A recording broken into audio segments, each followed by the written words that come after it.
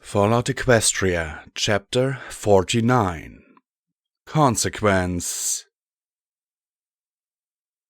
You have a lot to think about.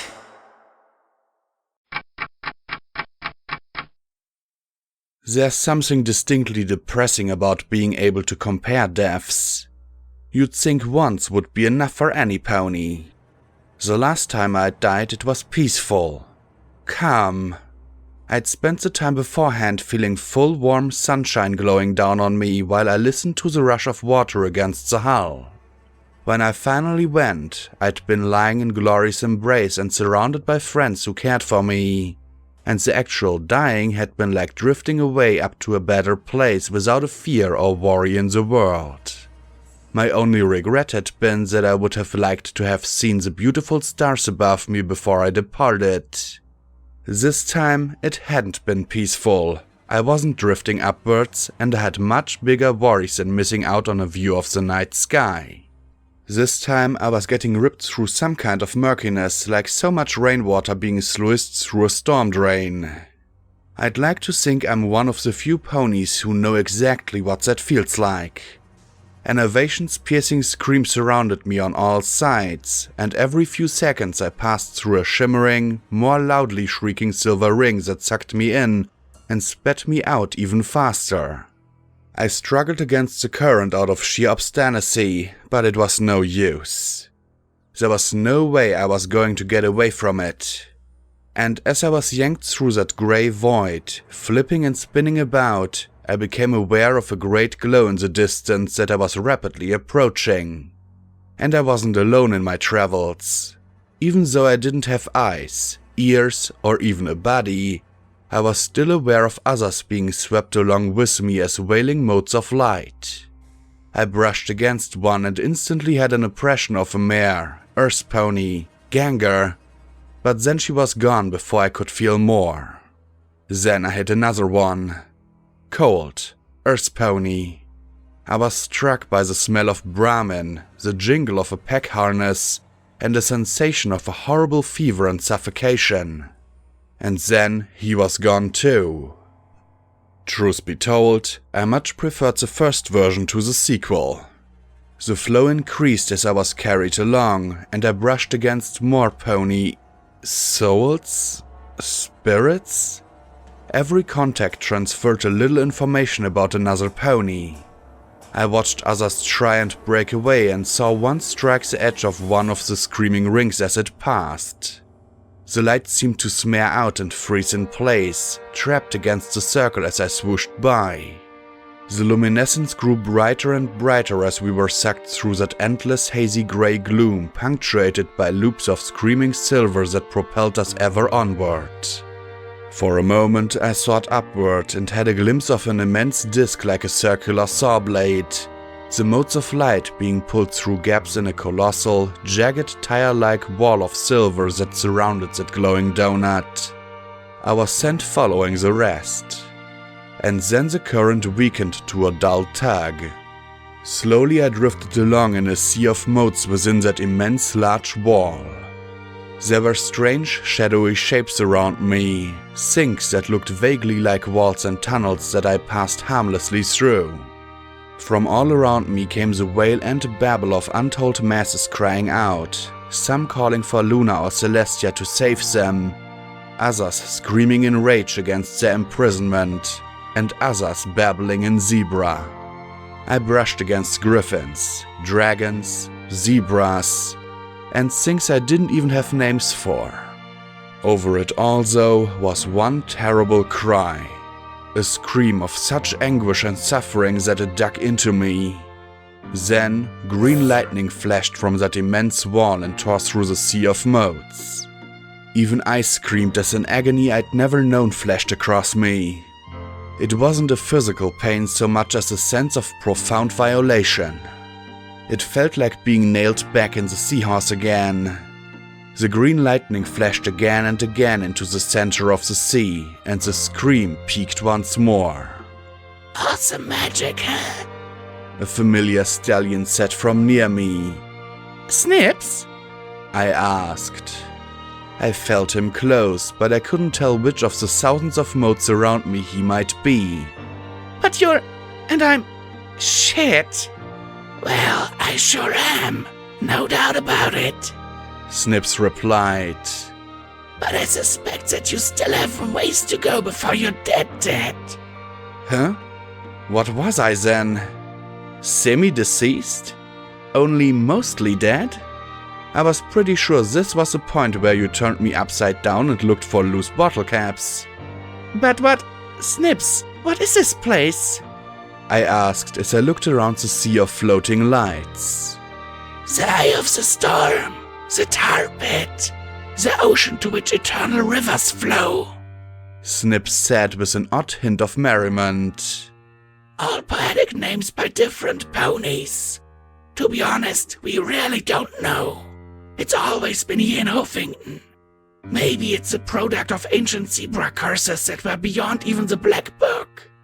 The writing in the text was particularly fearful of it. I think there's a much more fitting word for it. Hell. Or, if you believed a certain zebra myth about giant star monsters. But that was just crazy. Guess I wasn't a good enough pony after all. I muttered. I'd have gulped if I'd had a throat. It just didn't seem fair. Sure, I'd done lots of things worthy of damnation, but what about that colt? What could he have possibly done? Good and evil have nothing to do with it, Snips contradicted. The ancient zebra necromancers were utterly terrified of the Sea of Souls and its drawing power, but tempted by it as well. They tried to control it with rituals, placate it with sacrifices, and understand it through madness. Their creation of soul jars like the Black Book was a method to try and escape its pull. He chuckled darkly. Seeing it, I can understand their feelings better. There was a pause, and then he asked quietly, as if terrified of hearing the answer. Did you get Snails out? Is he okay? Upset, but okay. I felt a profound sense of relief from nearby and went on. He told me about what Rarity did, the final step of eternity. I felt it was kind of ironic, given that I was looking at spending an eternity here myself. Or maybe not, apparently? What did you mean, dead? The curse is designed to sever your soul from your body and mind. What it leaves behind is a shell that will eventually perish without help. Snip said quietly, regretfully. We saw it several times when we were starting out. I thought of Rumble and Happy Horn, lying there unaware. Without the soul, you have no motivation or direction. The most fortunate are like animals. They have intellect, but no will to use it and no personality or sense of self. But as long as your body is still alive, you have a chance that snails will be able to summon your soul and put it back in your body. But what about you? I asked with a little frown. Or I would have if I had lips. The lightning flashed and that anguished scream rolled out across the sea of souls like a wave. He gave a light, dry laugh as if my concern amused him. I guessed it was a little after the fact. Well, my body was either cremated or vaporized, so... He sighed. I'd hoped that splitting my soul might protect me, but it looks like I was wrong. Or maybe I just have 2 copies of my soul frozen in that statue and inside my friend, forever trapped at the moment they were severed. Who can say? Well, this is all very educational, I muttered sarcastically. I could probably write a manual when I get back. 101 Ways to Die. Oh, I'd be astonished if you recalled any of this when you got back. This is your soul, not your mind. You are the summation of yourself, but without a mind, how could you remember? He laughed mercilessly. Snails and I experimented on a few victims on our own, but none of them really remembered anything when he summoned them back. Great. I looked out at the vast sea of motes and murmured softly. How many are trapped here? Millions, perhaps hundreds of millions. Who can say how long this place has been catching them? Snip said quietly. Is this place eating them? I barely murmured. No, I don't think so. There'd be a lot less if it were. Snips replied. I think it's more that it's hoarding them like a dragon hoarding gems. The lightning flashed once more, slicing through the cloud of motes, and that scream rose up from the center of the sea. I have no idea what that might... Then I was struck by that emerald lightning again and felt myself torn by its foul magics. This was malicious hate.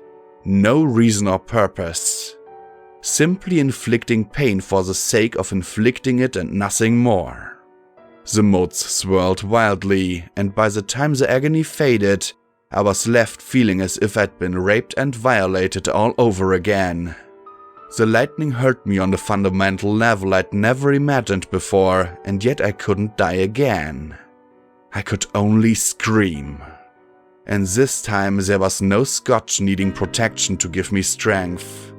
There was only the hope that eventually snails would be able to get me out of here. I'd lost contact with Snips with that last attack, and no matter how I tried to call out, I couldn't get past that terrible scream. The few motes I did bump into were sobbing, raging, or worst of all, resigned. To keep myself from going mad, I tried to move, but in this place, space seemed uncertain. I felt like I was moving, but no matter which direction I took, I was traveling back inside. The very center of the sea had a hollow. If there was something here devouring souls, then I at least wanted a good look at it. The closer to the center I moved, the more frequent and terrible that lightning became, but I started to suspect it wasn't as if this place was singling me out. I was just getting caught by stray fire. Whatever the lightning was targeting lay right in the middle of this sea. Slowly, the motes thinned out more and more until... No. It couldn't be. A dozen bolts of lightning struck the center, and for the first time, I realized that the scream lacune I had been hearing hadn't been a what. It was a who. A moment later, there was a hooking sensation, and I felt myself being pulled away. I didn't fight it. I couldn't think at all. If I'd had eyes, I would have wept. A mouth, and I would have cried out. Instead, I simply shut down and let myself be dragged away. I slowly opened my eyes, and the first thing I saw were lacune's purple ones gazing back into mine. I had a sensation like a red-hot poker digging around in my guts. I glanced down at the bandage over the hole ripped above my navel, then looked around and found myself in a hospital bed in what I recognized as the Huffington Memorial ICU. Psychoshy was sleeping in the bed across the room from mine, with Stygia snoozing at her side. Rampage lay curled up on the floor at the foot of my bed, her pink eyes troubled as she gazed off into the distance. I had no idea what magic had been used on me. I didn't want to know. I felt dirty and defiled, wronged more profoundly than just a simple betrayal by a desperate Snips. I hurt far worse than the simple wound in my stomach. I started to tremble and Lacuna stretched forward. I curled around her neck and buried my head in her shoulder as she shielded me with her wings. Then I bawled like a little foal. I didn't know why. I just knew that something was horribly wrong and it hurt. Several hours later, it was morning according to my pip-buck. It was always the same time down here though. Gloom o'clock.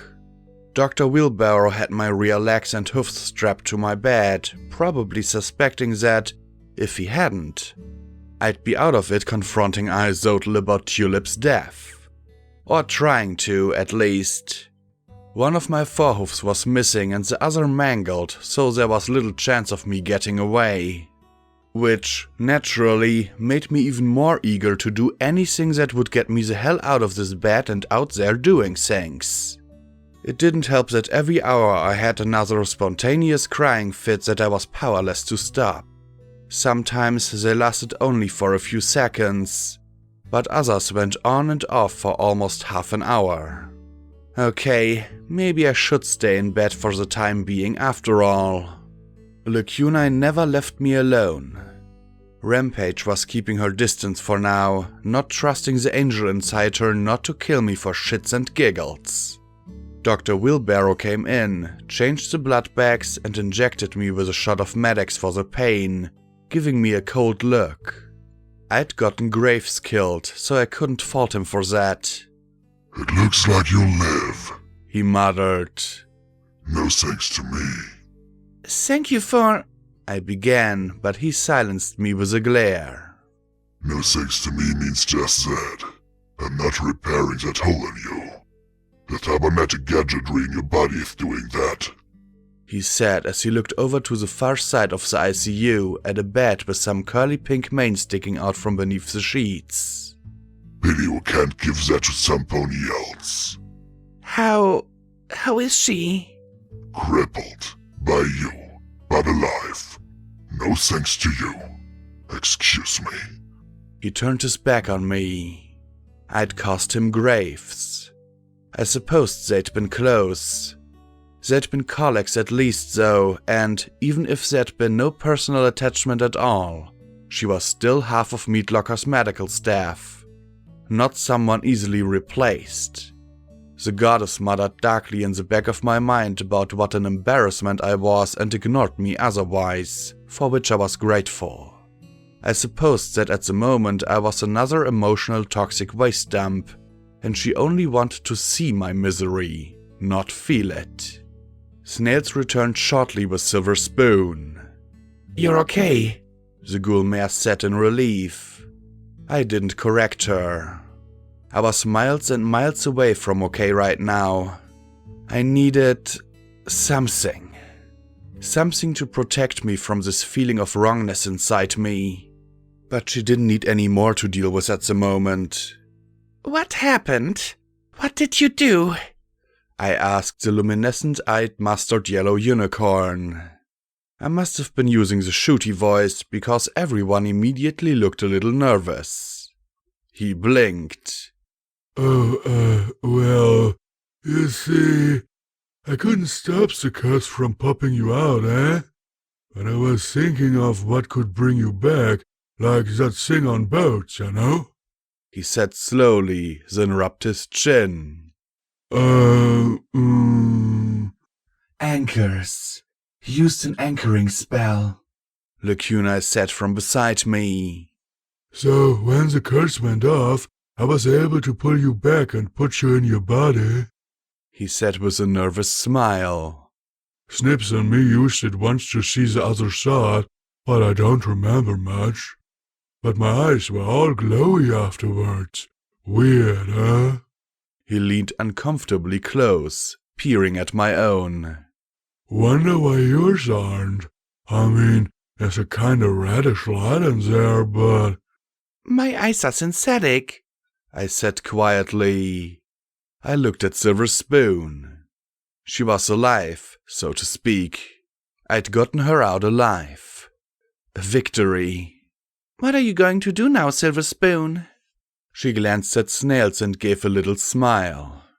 Well, I'm still around, and so were Snips and Snails. And Twist is kinda around, so we thought we were going to, look around and see if Tiara's still around too. Not crazy looking around, really looking around. The unicorn stallion rolled his eyes a little, but then she looked up at him with a sympathetic smile and said, Snails want to find some unicorn mare he knew back before the war. The great and powerful Trixie. There was a sudden tense silence inside me, as if the goddess were suddenly holding her breath.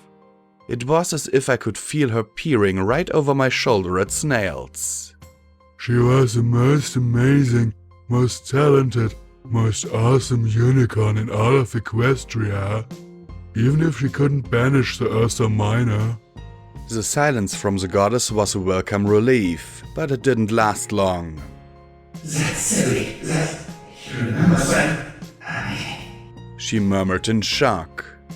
Lacuna suddenly jerked and shivered, turning her head away. I got a flash of a blue unicorn, a wagon, 2 unicorn colts, a cheering, adoring crowd. No. You don't have to throw those feelings away, Trixie. Another mare whispered in our heads. Shut up! Last thing I want is more lectures from you! The goddess replied in disgust, her voice trembling. If you saw us now, if you saw me like this, no, I don't want to feel this way.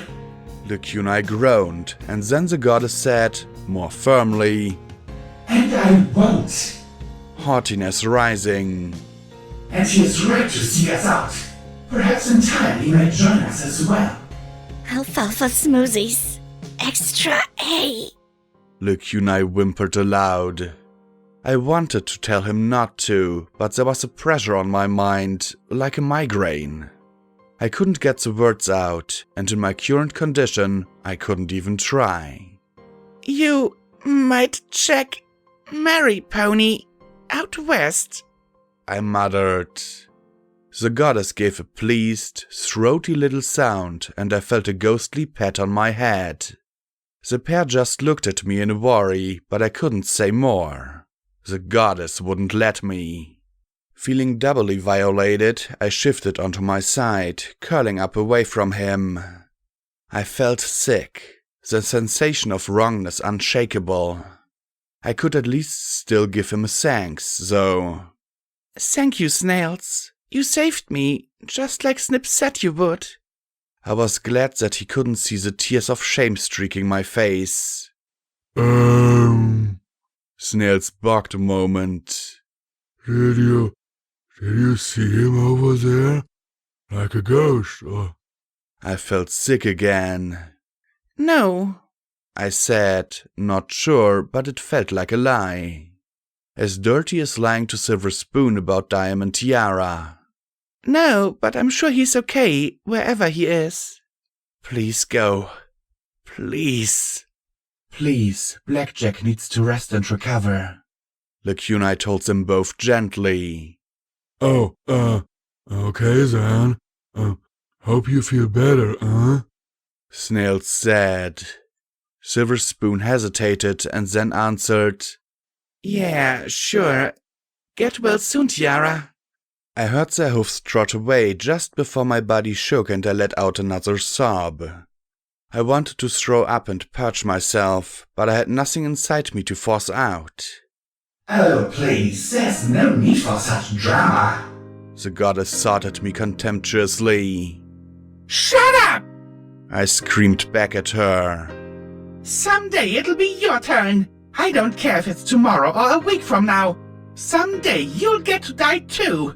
And if you come back, then we can see how well you handle it. I shook from head to hoof, the hole through my middle a niggling afterthought. When I came back the first time, I'd felt depressed and suicidal. This time, whatever had happened, I knew I didn't want to go back there. Not there. Shh, Lacuna said as she stroked my mane. Maybe coming back had driven me crazy? Maybe something in me had changed for the worse? Shh. Do not worry about that now. You're back, that's all that matters. I wept against her as she held me. Can you take it from me? Whatever I'm thinking, or feeling, or whatever? I shook as I pressed my face against her shoulder. Please? I begged, desperate for her to make it all better. Please? I wish I could, Blackjack. I really wish I could. She murmured. I wish I could make it all go away, but whatever happened to you happened at a level I can't touch. This pain is yours. I wish we could understand it better, make it easier for you to bear. Lacuna said softly into my mind. I'm sorry. Around noon, I finally pulled myself together enough to get out of the ICU bed.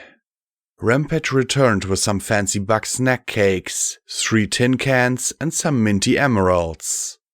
Lacuna started to lift me into a wheelchair, but I waved her off with my mangled left foreleg and simply stood upright on my rear legs, felt the disorientation for a moment before my body adjusted, then looked at her and Rampage and even smiled at their incredulous expressions. Hey, it might look weird, but at least it wasn't pathetic. After the last 4 or 5 hours, and the goddess, I needed to start building some self-control and confidence back. My barding had been taken, somewhere, to get fixed up. Either that, or I'd been robbed. At the moment, though, I suspected the former over the latter. Likewise, Carrion must have helped himself to Kingpin's possessions, because they were gone as well. Oh well. The only enemies I had to worry about in here were the possible zebra infiltrators, and since they'd been eliminated already anyway, I should be safe-ish even without armor, right? Psychoshy and Stygius had both gotten some severe smoke inhalation. The former was still bedridden and quite pissed that no pony would let her out on account of her gasping for air every 10 seconds. I gestured with a nod of my head for the bed pony to come over. How are you doing, Stygius? I asked with a rueful smile. Regretting you came with me? He rolled his eyes and waved his hoof sideways with a snort like it was nothing at all. Then he looked apologetic as he nodded over his shoulder towards Psychoshy. You to an item? He sighed, his tufted ears drooping a little as he pulled his slate out of his armor. Not allowed. Rules. He wrote with a sigh and an actual pout. Boys weren't supposed to pout. I chuckled, shaking my head. Well, one thing I know about her is that she probably doesn't give a buck about rules. Do you like her? He blinked and looked over at Psychoshy trading insults with Rampage. He closed his eyes, smiled, then looked at me and nodded. More than me? I asked with a grin and he immediately blanched. Yes, Digi. Do you like me more than her? Psychoshy asked, looking over from her bed with a smirk on her face and worry in her eyes. He looked from her to me and back again and bit on his wingtip for a moment. Then he pointed at Psychoshy with his wing and actually flinched. He knew I had glory, though. Pet ponies were weird. But it did prompt in me the rare impulse to have fun. Well, that's good to know. By the way, Stygius, do you think that I've been putting on weight? His pupils shrank as he gaped at me, looked at my butt, then back up at me. I just arched my brow expectantly. Then he swayed, put a hoof to his brow and collapsed on his back with all 4 legs thrust into the air, his tongue lolling out the side of his mouth as his eyes rolled back in his sockets. Not the worst answer to that question I've ever seen, Lacuna observed. The sight of every pony laughing at the flopped-over Stygius, the fact that they'd all come so close to dying. Somewhere I went from laughing to sobbing without even realizing it. Stygius rose as Rampage and Lacuna kept me from falling over as I swayed. You two really, really good together. Really? Really? The 2 flyers didn't know how to respond. Fortunately, some pony else did. Rampage blushed and battered her eyes at Lacuna. Well, you hear her. Will you be my special sun pony, Lacuna? The stunned mental babble coincided perfectly with the confused "what?" from the goddess. And just like that, I was back to laughing. No crying. No. Okay, maybe I still needed a little more time before leaving the ICU.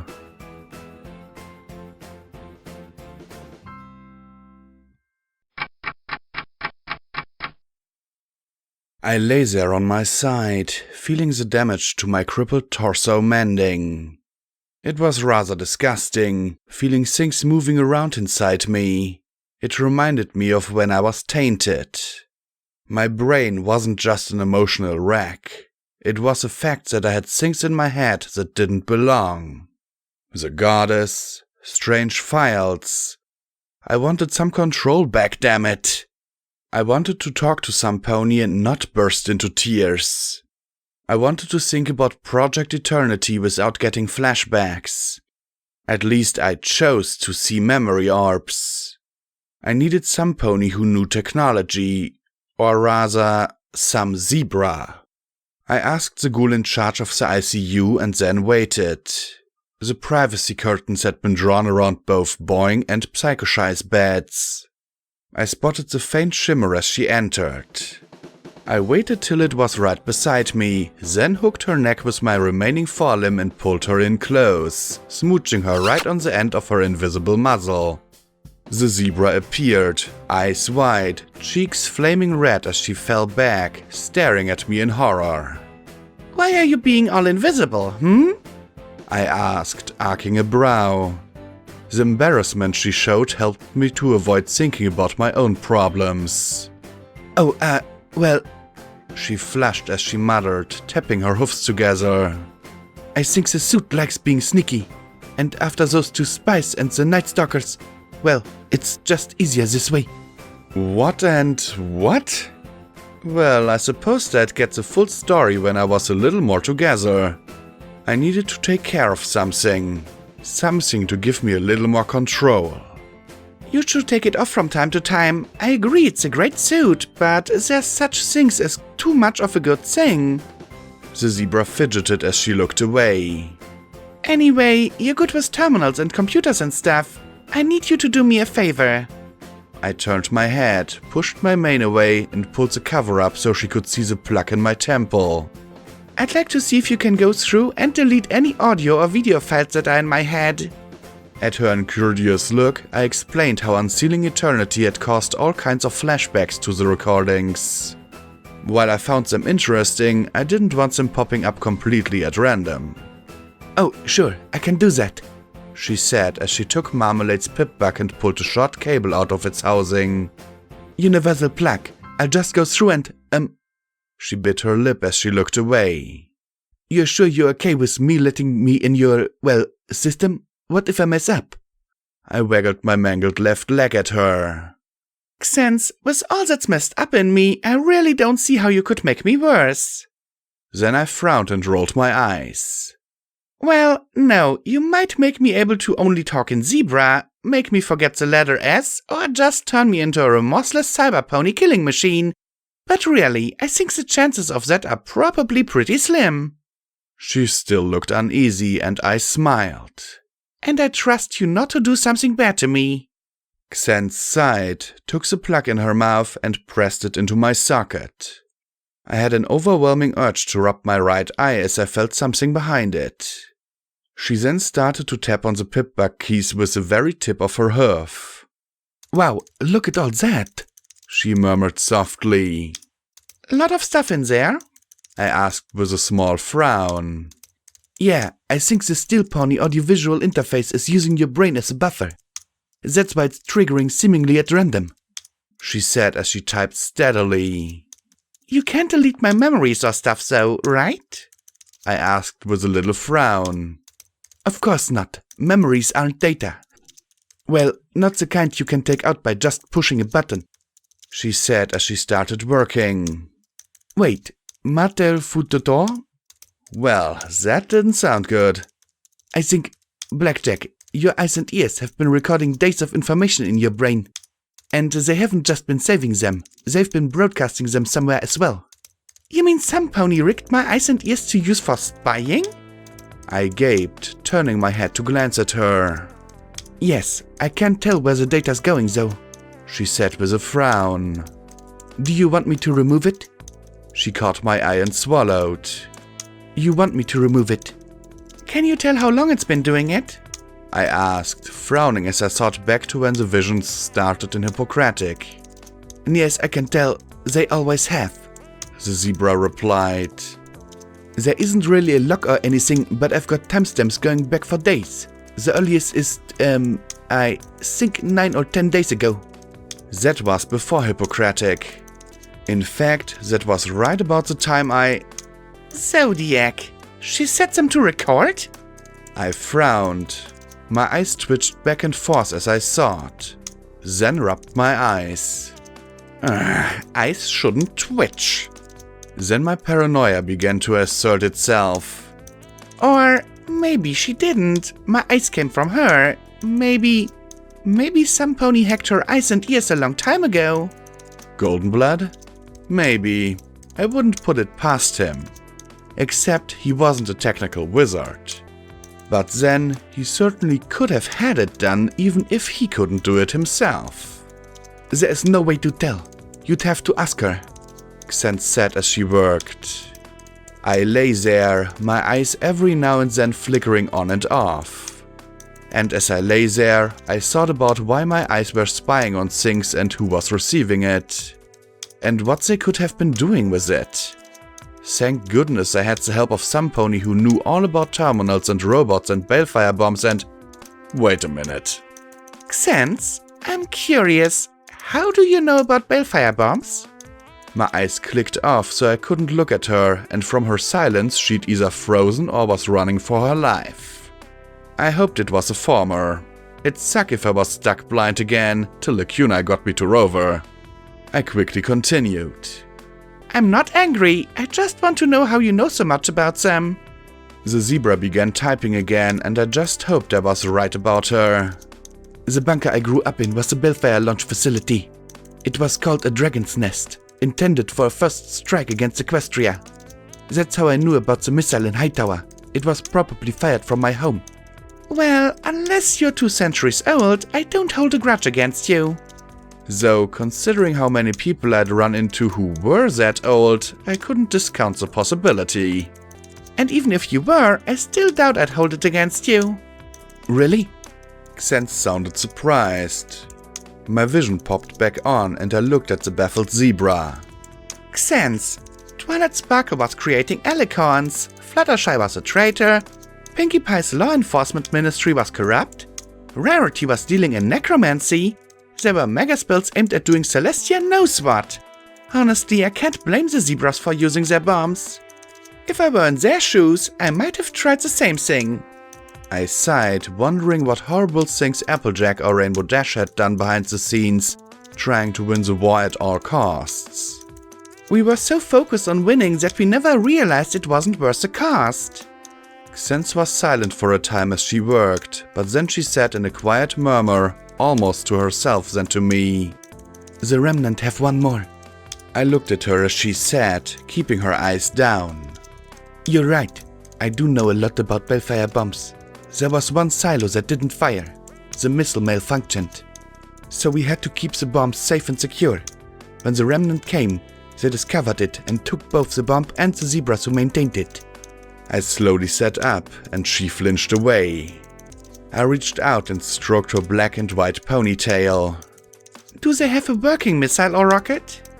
I asked and she shook her head. That was something. Still, I wouldn't put it past them to smuggle it somewhere. Please, don't be mad at me. This cursed city, it is evil and our enemy. It is Stakatari, and the home of Nightmare Moon, a place of evil and… She looked stricken as I slipped off the bed. I didn't want to betray my people. Xen, you're a good person. If you weren't, you wouldn't have told me. I said quietly. Why haven't they used it if they have it? The last order of the Caesar was for us to fight on until the cursed city and nation of the stars were no more. If the legate is to fulfill that order, the balefire bomb must reach the core somehow, she said, looking to the west. I whistled softly. Tall order? Yes, that place has automated defenses and magic shields which would protect it from a detonation outside. Before the Day of Fire, multiple missiles were intended to bombard the city and overwhelm its protection. She sighed and shook her head. The missile in my home was damaged though, and I don't know where the Remnant would get another. She gave a sickly smile. Not that one missile would have much a chance at breaking the core anyway. Maybe not the core, but what if the Remnant fired it somewhere else? The Society? The Arena? Thunderhead? Don't they have extra missiles at Dawn Bay? She shook her head. No, your Ministry of Awesome destroyed and stole dozens of our missiles prior to the Day of Fire. she said quietly. How'd they pull that off? I asked with a worried smile. We've no idea. It was one of our greatest defeats. In one night, the Shadowbolts and members of the Ministry of Awesome infiltrated the launch facility, made off with 24 cruise missiles, and destroyed dozens more. More than 100 guards were executed for their failure. She looked away. The Ministry sabotaged the Balefire bomb stockpile. When the day of fire came, only 12 bombs were fired from Dawn Bay, not hundreds as intended. Hundreds? Oh yes. The Caesar's final plan was to turn every inch of Equestria into irradiated glass. There was some invasion or big attack planned, something made with the help of a collaborator, and if it failed, we would have left with only one solution: overwhelming Balefire bombardment. She said it so casually. Had Dawn Bay and other facilities been intact and ready, it might even have been realized. Collaborators and sympathizers had allowed us to build and hide weapons all over your country. The old launch facilities ran for missiles above the base, a forest of ballistic missiles that never flew, thanks to your Ministry of Awesome. She sounded just a touch resentful. So the zebras were going to push a button and wipe out all of Equestria? I asked in shock. Xence's sharp eyes fell as she tapped her hoofs in front of her. From documents in my home, I believe so. What alternative did we have? Xence asked, almost begging me to understand. Even with our superior numbers and natural resources, we could neither overcome you nor push you to surrender. Your megaspells and secret projects were too much for us. No matter how much we stole, infiltrated, or attacked, we couldn't beat you. Even Balefire wasn't enough. Ponies developed megaspells that turned the sun itself into a devastating weapon. There were predictions that when we struck Equestria, only 1 out of every 20 missiles would reach their target, and that number grew every month. In another year, it would have been 1 out of every 200. And once we fell, what would stop the Maiden of Stars from taking over the entire world? It hurt to think about. The war had gone on for a generation, and here was a zebra absolutely certain that if they hadn't used tens of thousands of megaspells, they would have lost for sure.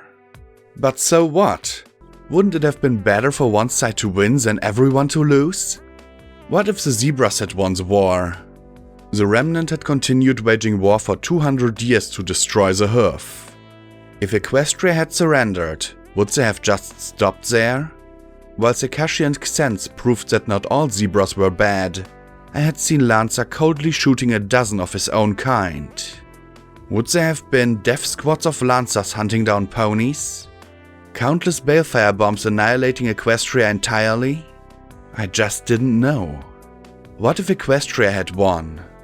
I'd like to have thought that everything would have returned to normal, but honestly, I'd never really thought about what post-war Equestria would have been like. Luna's Equestria. I felt a shiver run through my entire body and shook my head. It didn't matter. And I didn't want to think of Equestria after 1,000 years of Luna, the Ministries, and the OIA. I sighed, pressing my thrashed limb to my face. There's no point in worrying about what might have been. The bomb the Remnant have now is a bigger problem. Do you know where it is? Dawn Bay, I imagine, but it could be hidden anywhere. The original launch facilities were all heavily damaged in the war. The Balefire bomb armory is a molten slag pit. She lowered her head, and the suit seemed to hug her, snuggling a little against her. There is one thing though. Before we left for Yellow River, they were repairing one of the launchers. In fact, they didn't want me to leave because they wanted me to fix the guidance terminals. I guess they didn't expect me to get cursed. She pulled the plug from her temple, then tapped the keys a few more times. The deftness she employed with the tips of her hoofs astonished me. There shouldn't be any more foreign data stored in your brain. I've transferred all of it to this pip-pack. I don't know if it's useful, important, or just plain garbage. She handed Marmalade's pip-pack back to me. I tried taking the spy programs out of your system, but it looks like they'd have some unpleasant side effects, like permanent blindness and deafness. It's really integrated in your systems. Why would any pony even do such a thing? I muttered as I rubbed the socket cover. It's an exceptionally good place to hide data, Xence replied casually. You wouldn't have known things were being recorded if it hadn't played them, so a unicorn wouldn't have been able to extract the memory magically. And most technicians don't think of using a brain to hide terminal data, so they wouldn't think to search for it there. They would look in the hardware. She sighed and patted my shoulder. Still, running the clean and sweep program on this pip bug from time to time should clear it out. Thanks, I said with a relieved smile. Then I looked at her as I tucked the device into my bags. What about you? Do you want to stay with me? Xense gave a pained smile. No, Blackjack. You're a decent pony, but you face things that terrorize me. I don't think I could face anything like Hightower again. I still can't sleep after seeing it. She shook her head. I think I need a place to rest and think, and decide about the future. I found Willow and Windclop in the conference room after I'd pulled myself together again. The ghouls from Hightower were there too, along with one or two of the settlement guards. Twitchy, the unicorn with hide like a spoiled pumpkin, screwed up his face in confusion. So, wait, run that by me again? We're dead? As in, dead? And that's why everything looks so wrong? Blossom Force groaned and buried her face in her hoofs. We've run it by you 20 times, Twitchy. You've got to get your brain out of the past. I know, just, we're dead? Twitchy began again. As in, dead? And that's why everything looks so wrong? Willow sighed and stood. You work him through it, Blossom, the green ghoul said, glancing at me and trotting over to the door. When she looked up at me, her brows furrowed. Do you have to stand like that, Blackjack? You look like a freaky robo-zebra. I waved my mangled forelegs at her. It's either 2 legs or try to use these. Sorry. I frowned a little. Speaking of zebras. Given the serious expression on her face, I doubted the news could be good. We got Cerberus's message, Willow said grimly. And did you find any zebras? I asked nervously, afraid she was going to tell me about some other pony's death. Velvet or someone. Willow snorted. Oh yeah, 2 of them in the old maintenance manager's office, along with maps of meat locker and crates of critters. Critters? I cocked my head. This was going in an unexpected direction. Ever hear of a something called a Night Stalker? Looks like a snake and a dog got frisky. Well, they had dozens of the things ready in cages. Set those critters loose during an attack and we probably wouldn't have been able to defend ourselves. They were all set to do something big, and soon. She said sourly as she glanced down the dark hallway. But the zebras were killed and we made sure none of the Night Stalkers survived. So, what's the catch? I asked as she pulled out a package of cigarettes, shook one out and lit it. I stared at the yellow flame. When she got closer, I trembled and quickly looked away.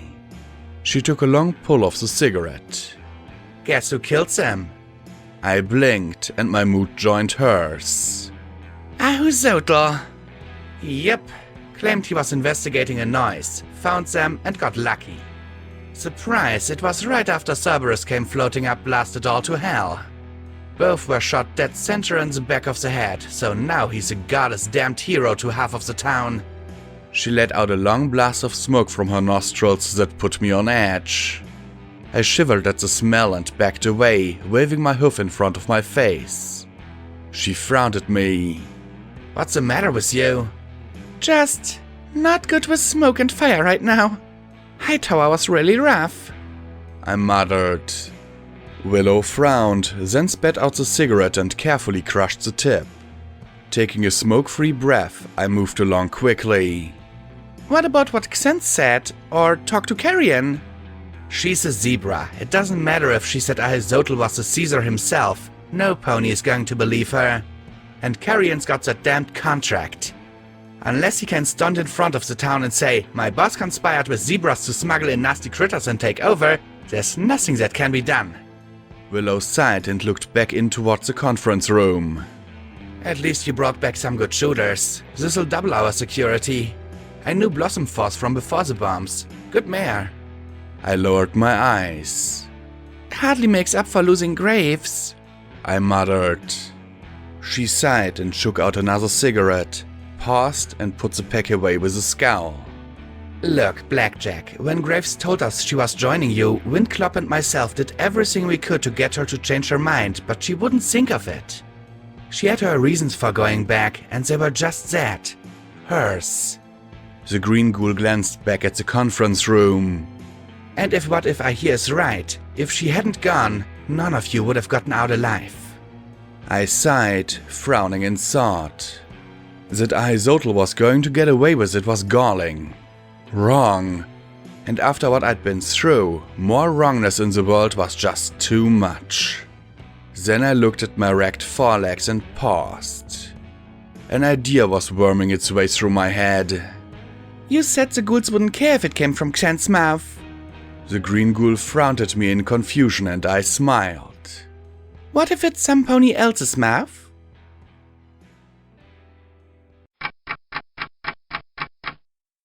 The mortuary was more than just dead. It was closed. I might have broken a few rules picking the lock, but I really needed this little chat. When I stepped inside the bar, I saw all the things from Kingpin's cell heaped over rusty gurneys that had been converted into tables.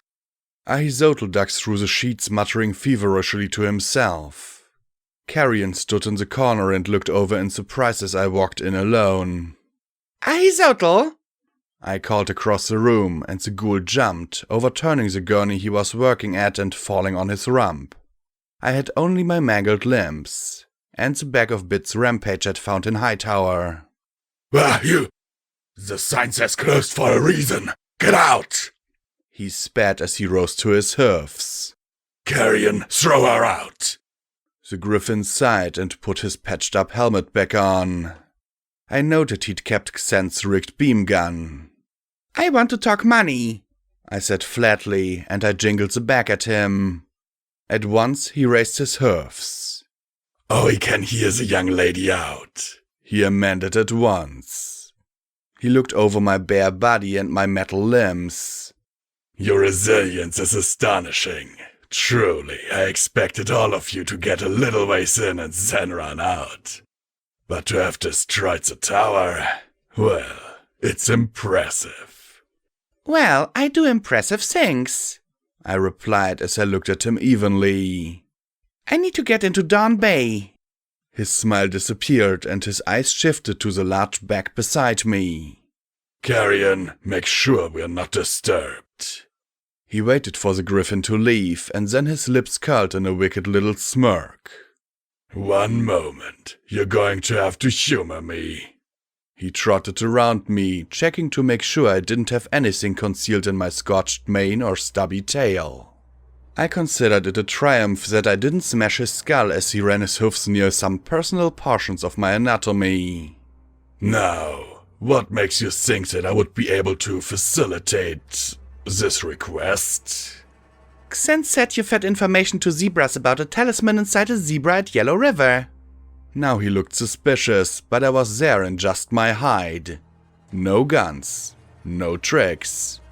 Of course, I could have killed him myself, but that would only get me thrown out. I know many different people. I've been around for quite a while, he replied. I turned the bag of bits over and let the heap of gold coins pile up on the table before me. His filmy eyes grew wider and wider. The sight of the pre-war money seemed to arouse him. Okay, not something I needed to see. I held up the empty bag so he could see nothing was concealed inside. The Remnant have a balefire bomb. I need to defuse it. That requires getting in and out of Dawn Bay. You should know some pony who can help me do that without getting killed or caught. His smile broadened with an expression of bliss that I was certain involved thoughts of taking my money and selling me out. Oh, and incidentally, if I were caught, Rampage would be coming for you. You know, immortal, unstoppable Rampage the Reaper? His smile soured immediately. I see, yes, well, it wouldn't be impossible, he muttered. I may have a few acquaintances in the Remnant. They've always been generous to sympathetic, helpful ponies. You were a sympathizer during the war? I asked, and he sneered back. You have to care to be a sympathizer. I was an opportunist. I played sympathizer for the Zebras and mole for the OIA and made money from all sides. It was an instinct that served me quite well in the wasteland. He tapped his hoofs together. Such an arrangement is going to have to be expedited, however, if you're going to have a chance. Why? Do you know something? I asked with a scowl. Why, Blackjack, I know many things. He said in his silky, smug purr as he polished his hoof on his chest. If you pay me sufficiently, you might know them as well. I chuckled, smirking. Yeah, you do, don't you? Like those zebra. He immediately scowled, looking me up and down. Come on, you bastard. Take the bait. It's just you and me, all alone. You knew they were down there when Willow and Windclop didn't have a clue. Probably had a chance to clean up anything sticky. His lips twitched, and I saw pride and greed at war with caution. I lifted a wad of gold coins with my magic and let them tickle slowly back into the pile. You can get almost anything done, can't you? Well, with the proper incentive, he murmured. One coin bounced free and landed at his hoofs. He stepped upon it, hiding it beneath his hoof. Keeping those two out of sight was quite a trick. Their pets even more so. I smiled happily. What I don't get is why they bothered. It seems kind of stupid to go through all that trouble just to take over a hospital full of ghouls, I said as I kept the coins tumbling back into the bag beside me. He was actually salviating.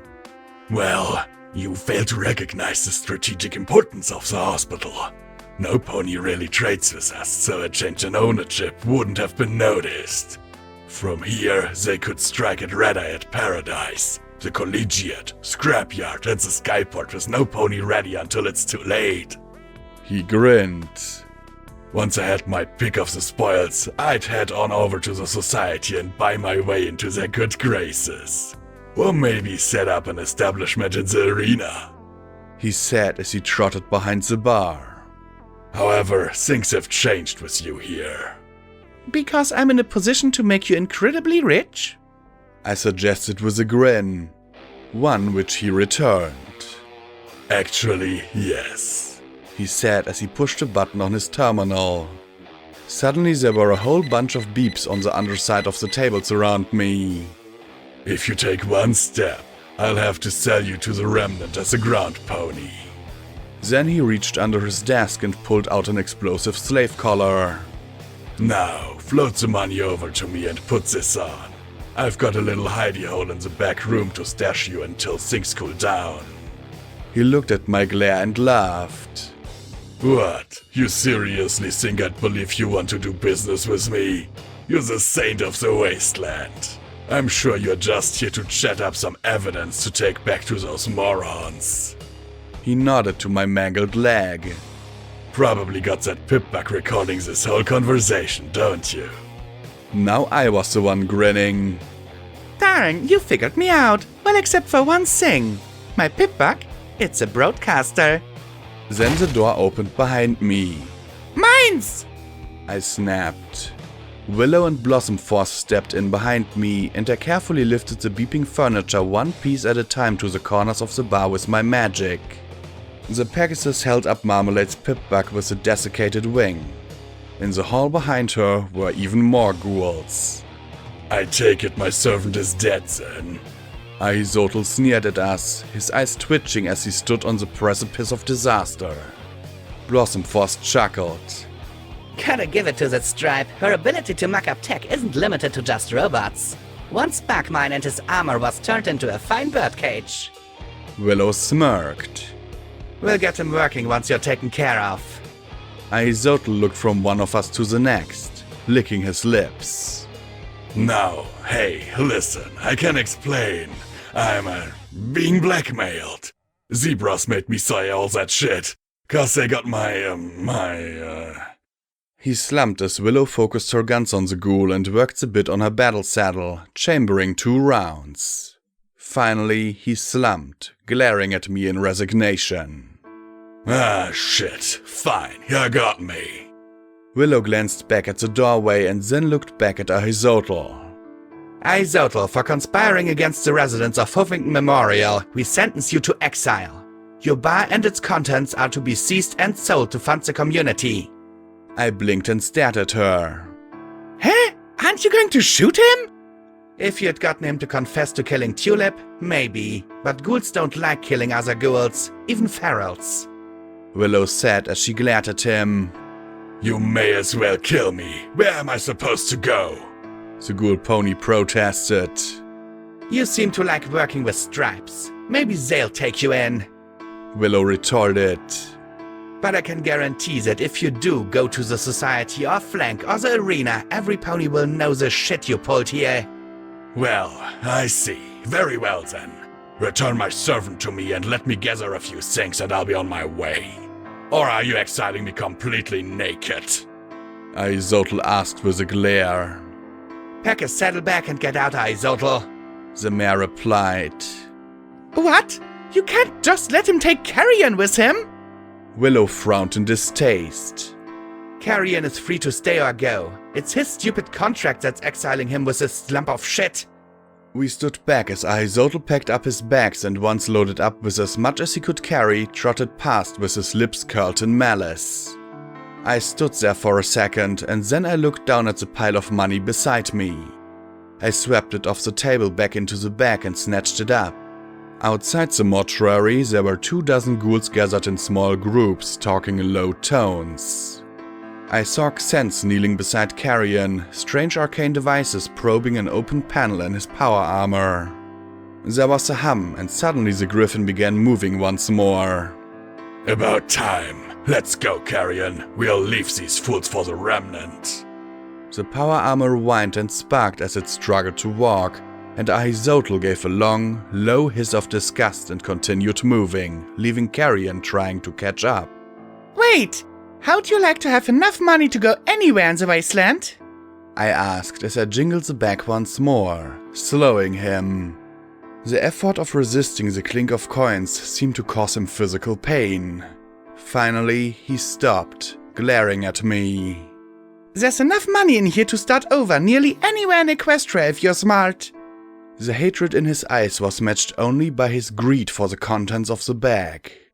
And you're giving me this out of the kindness of your heart? He jeered. No, I'm trading it to you for Carrion's contract, I said as I shook it again. Ahizotl narrowed his eyes at me. On the one hand, with that many bits I could hire 3 griffin bodyguards and have more than enough left over. He drew back. But on the other hand, I rather despise you, and doing anything you actually propose pisses me off. I should tell you to ram each and every bit right up your ass. He screwed his lips up as if his 2 base natures warred with each other. Finally, he snorted, then reached into his bulging saddlebags and rifled around till he dug out a wrapped-up scroll of paper. He tossed it in my face, stretched out and grabbed the handle of the bag and tossed it on his back. I can't wait till you get what's coming to you, security. He started to trot away as Carrion caught up, and I held up the scroll of paper with my magic. Hey Carrion, look at what I just got! Carrion looked at the paper with blatant shock. It is your contract, isn't it? I mean, it's not some garbage he gave me in exchange for the money, right? No, that's exactly what it is. Carrion said and then smiled. Excuse me. I looked at the confused Willow and Blossom Force as Carrion trotted rapidly after the departing ghoul. Ahizotl, I've been told that you've sold my contract and I'm no longer in your service. That's right, Carrion. Ahizotl sneered. Why? Did you come to give me a kiss goodbye? Yes. Carrion replied simply. A moment later, a green beam lands through the ghoul, transforming him and everything on him in a heap of glistening green goo. Goodbye. I just stared in shock, along with almost every pony else. What the hell was that? I asked as I gestured to what little remained of his body. Izotl was an evil bastard, The griffin replied. The scams he ran, the lives he ruined, and the misery he inflicted were enough for 10 bastards. So long as he held my contract, I was honor-bound to do as he commanded and remain silent. But now you're my employer, which freed me to rid the world of that disgusting rat. And now, for good or ill, I'll serve you. But I stared at the heap of green slime as a huge bubble rose in the middle and popped. couldn't you have made him put down the gold first? While there was no question that Izotl deserved to be rendered into luminous slime, there was enough outcry that Carrion's days in Meat Locker were over for the time being. To be honest, I had no idea what to do with him. I'd tried to give him his contract back, and clearly I'd insulted him badly by the way he told me bluntly no. Apparently, someone else holding their contract was the point of being a griffin. And with that, they eclipsed zebras as weirdest species in the wasteland. Silver Spoon and snails wanting to look for their friends, Xens looking for a future, Carrion needing some pony to hold his contract. I had ideas churning around in my freshly cleaned out head. A part of me was still thinking about running off to Dawn Bay and dumping that balefire bomb into the ocean. Another part of me felt the siren's call of EC-1101 luring me off into the sky. Really, what I wanted more than anything was to see Glory again. And P-21, and Scotch tape. I wanted to go home to Star House. But I still had one more thing to do before I left. Back in the ICU, the ghoul, Carol, was listening to heartwarming Eve carols on her terminal with the volume cranked up. Lacuna and Rampage were gone. I looked over at Psychoshai's bed, hearing her groans. She really had to be hurt worse than I thought, but it was best that no pony could overhear me at the moment. Because no matter how I ran this, it was going to be ugly. I pushed back the curtain and looked at the pink filly. Her mane had lost a lot of its curly bounciness. The single, unbandaged blue eye stared up at me impassively. Beneath her sheets, her legs bent wrong. I slowly walked next to the bed and sat on the floor, looking at her. Suddenly, my brain felt as if Xens had scrubbed out too much, and now I didn't have anything left to say. How are you doing? Well, she was alive, in pain, and crippled. How've you been? Better. Sorry. For what? Not killing her? I opened my mouth and closed it again. Finally, I dropped my eyes. Please forgive me, I muttered as I looked at my mangled forehoof. After a minute, I looked back. Boing didn't say anything. Her pale blue eye just drilled into me. I was waiting for it. She'd say no, or call me a murderer, or a monster, or Nightmare Moon, or something, and it would hurt like hell. But she didn't. She just looked at me, and I could feel myself getting wound up. I was really out of it that night. I was exhausted and fighting. Sweet Celestia, fighting for so long. I didn't see who you were till it was too late and...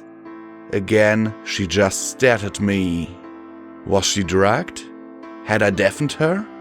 Finally, she said in a voice barely above over the music and Psychoshai's groaning, What for? I swallowed and lowered my eyes again. For attacking you. For hurting you. For killing your friends. For getting Scoodle killed and... She closed her pale blue eyes. Stable ponies don't know nothing. I blinked and stared at her as she gave a sad little smile. What do you think happened to School and me before you and your blue friend showed up? But I knew what had happened.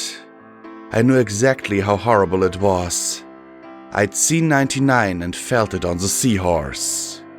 You girls got raped, didn't you? Yep, left good. she said quietly, simply. It wasn't the first time neither. First time was Daddy making a mare out of me while my mommy stood by. Reapers got him good. Mama tried selling us to the society, but I wouldn't sign, so she just dumped me. Ended up in chapel. I swallowed in horror. After we split you, well, lost Frisky Horn 2 days later to an angry rat hawk. Giblets got too many rats, puked up her guts and never woke up. The others ran off. I met those two with a plan to scav some bunker. Figured why not? Make enough caps to get out of here. Probably planned on killing me once we found something worthwhile. She swallowed and closed her eyes. Then you smashed me good. Doc said you damn near killed me. I'm so sorry, I muttered. And that's why you're stupid. The filly countered.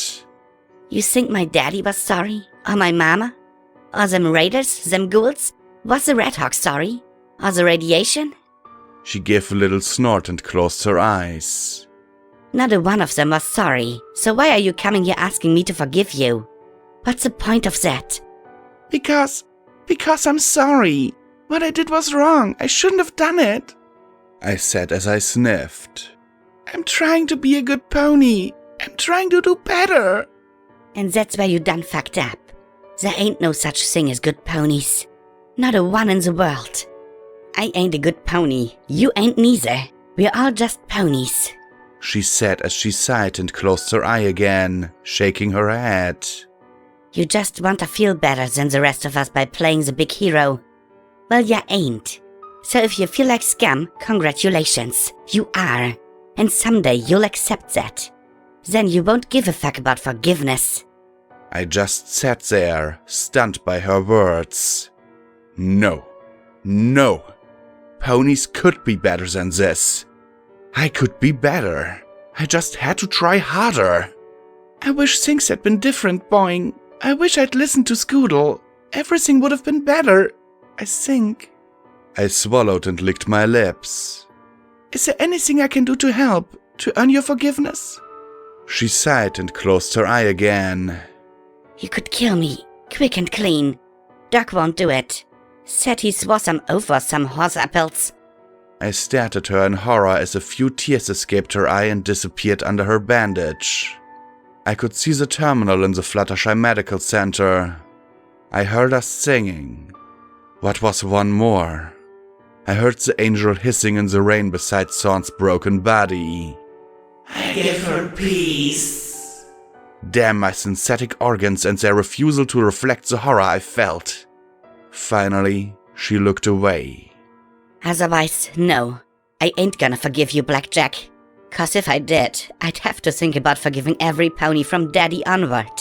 And I just can't do that. She pulled the sheets over her head. Go away, Blackjack. Whatever you're after, you ain't gonna find it here. I staggered away from her bed. Somehow, some part of me had thought that I'd be pardoned. That all I had to do was tell her I was trying to do better.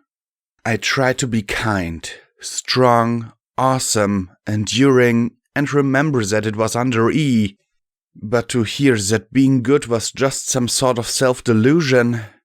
Worse, a form of self-aggrandizement. Look at me. I'm Blackjack. The goodiest good pony. The saint of the wasteland. I covered my face with my chewed-up hand as I stood there, listening to the loud holiday music and the groaning. I had to be good. I had to. I had to know that at the end of this, somehow, there'd be sunshine and rainbows. Otherwise, the sooner I turned into Deus or the goddess, the better. Only monsters could be happy in the wasteland. Excuse me? Carol croaked from the nurse's desk. Then she looked pointedly towards Psychoshy's bed, then back at me with an expression like I should do something about it. I sighed and waved my hoof.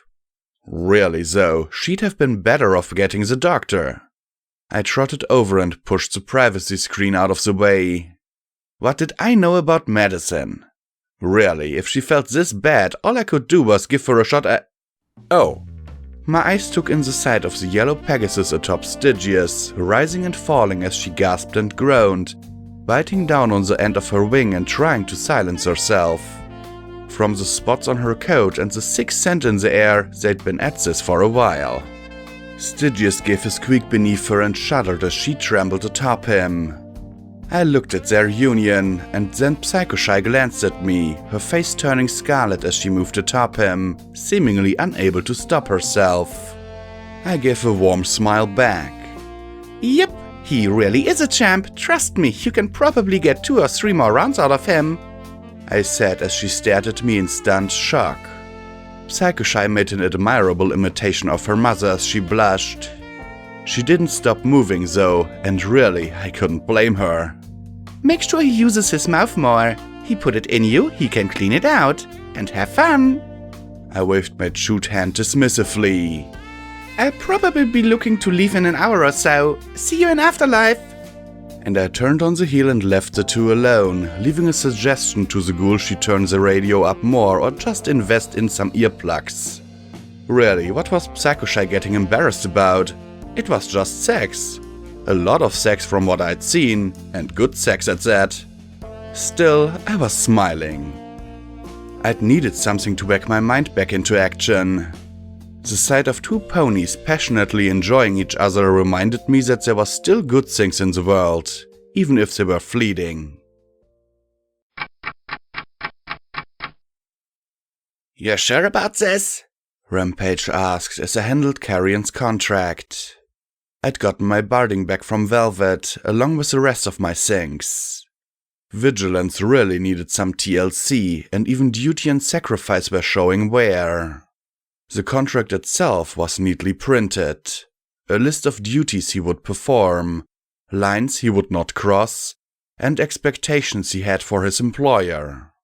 Reading it, I understood him a little better. He'd been a soldier and a realist, but his contract didn't allow him to be used as an assassin. He was, above all else, a guardian. And despite how wretched and undeserving Ahizotl had been, Carrion had upheld his contract to the letter. The amount of dedication that took staggered me. I said as I sat in Afterlife, absorbing the music and the atmosphere. Despite the vibrancy of the tunes, there was something sad about it too. These were ghouls clinging to a civilization that didn't exist anymore. I thought about how so many ghouls got stuck in the past, locked in one moment that made sense. Then I thought of Ditsy-Do as part of a living community, how she'd been doing more than simply existing. Carrion, Xense, Silver Spoon, and Snails all sat opposite me. The Griffin had his power armor completely restored by now, though Willow had ordered it disabled after Ahizotl's execution. So, I guess this is where we part ways, I said to them. Silver Spoon looked a little sad. The glowing ghoul took off her warped frames and rubbed the crinkly glass adherent to her cheeks. You 2 are determined to go looking for others? Oh yeah, it's a wide, freaky wasteland out there, eh? Snails said with a nod. And dangerous too, I said, and then levitated the contract over to Silver Spoon. Here, I'm giving you Carrion's contract. He'll keep you safe while you search. The Griffin stared at me impassively, and I couldn't help but give him a smile. It's what he excels at. Tiara, thank you, she said as she rushed around the table and hugged me. My red meter began ticking really fast, and I tried to push her away as gently as I could. She raised her hooves, and I smiled and did my best to follow along. Bump, bump, sugar lump rump, she sniffed softly as she backed away. I'll try to keep it all straight, Blackjack. You'll have help, I said, looking at the zebra. I don't have any say over what you do, Xense, but I think you should go with them. The zebra gulped, her eyes growing large. Me? But is this another curse? She asked in confusion. The others looked at her as Silver Spoon returned to her seat. Carrion will need some pony to help with his armor. You have that stealth suit and you know about terminals and can help them find their friends. It'll also take you away from the hoof. Maybe if you get away from here, you won't be quite so cursed. I smiled at the four of them. And trust me, it's better to have friends with you in the wastelands than to be on your own. Even I've learned that. The zebra looked around in near panic and then hung her head. Oh, curses! Finally, she smiled and looked at the other three. Very well, I accept. Do we have a place to start? Carrion asked, all business. Shellertooth Ridge Correctional. That was where Tiara was last. Silver Spoon said. I know she probably didn't get out, but I have to hope. And if nothing else, it was a way to keep from going feral. That's a long way off. We'll need to stock up on ammo. Give you some weapons trading. The Griffin said as he looked at Snails and Silver Spoon. Then he nodded with his grumpy expression and continued. Still, it's doable. I rose to my hoofs. Well, it sounds like you have some plans to make. I've asked Windclop to pass you some of the bits I found in the Stonewing statue to make sure you're outfitted well enough.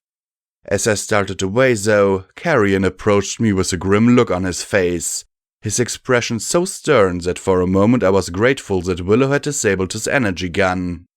It was disabled, right? I didn't think I could regenerate from a pile of green sludge.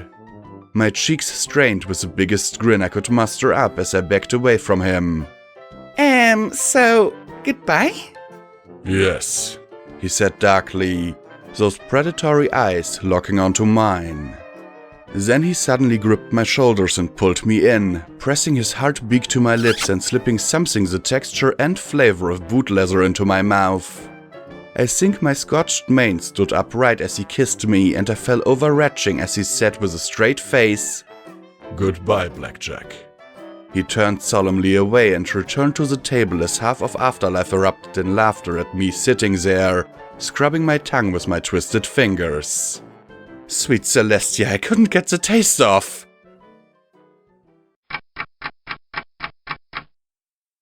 "20 minutes later, Psychoshy and Stygius joined Rampage and me outside. The mare looked happy. Not sadistically and gleefully pounding another pony happy, but truly happy and relieved.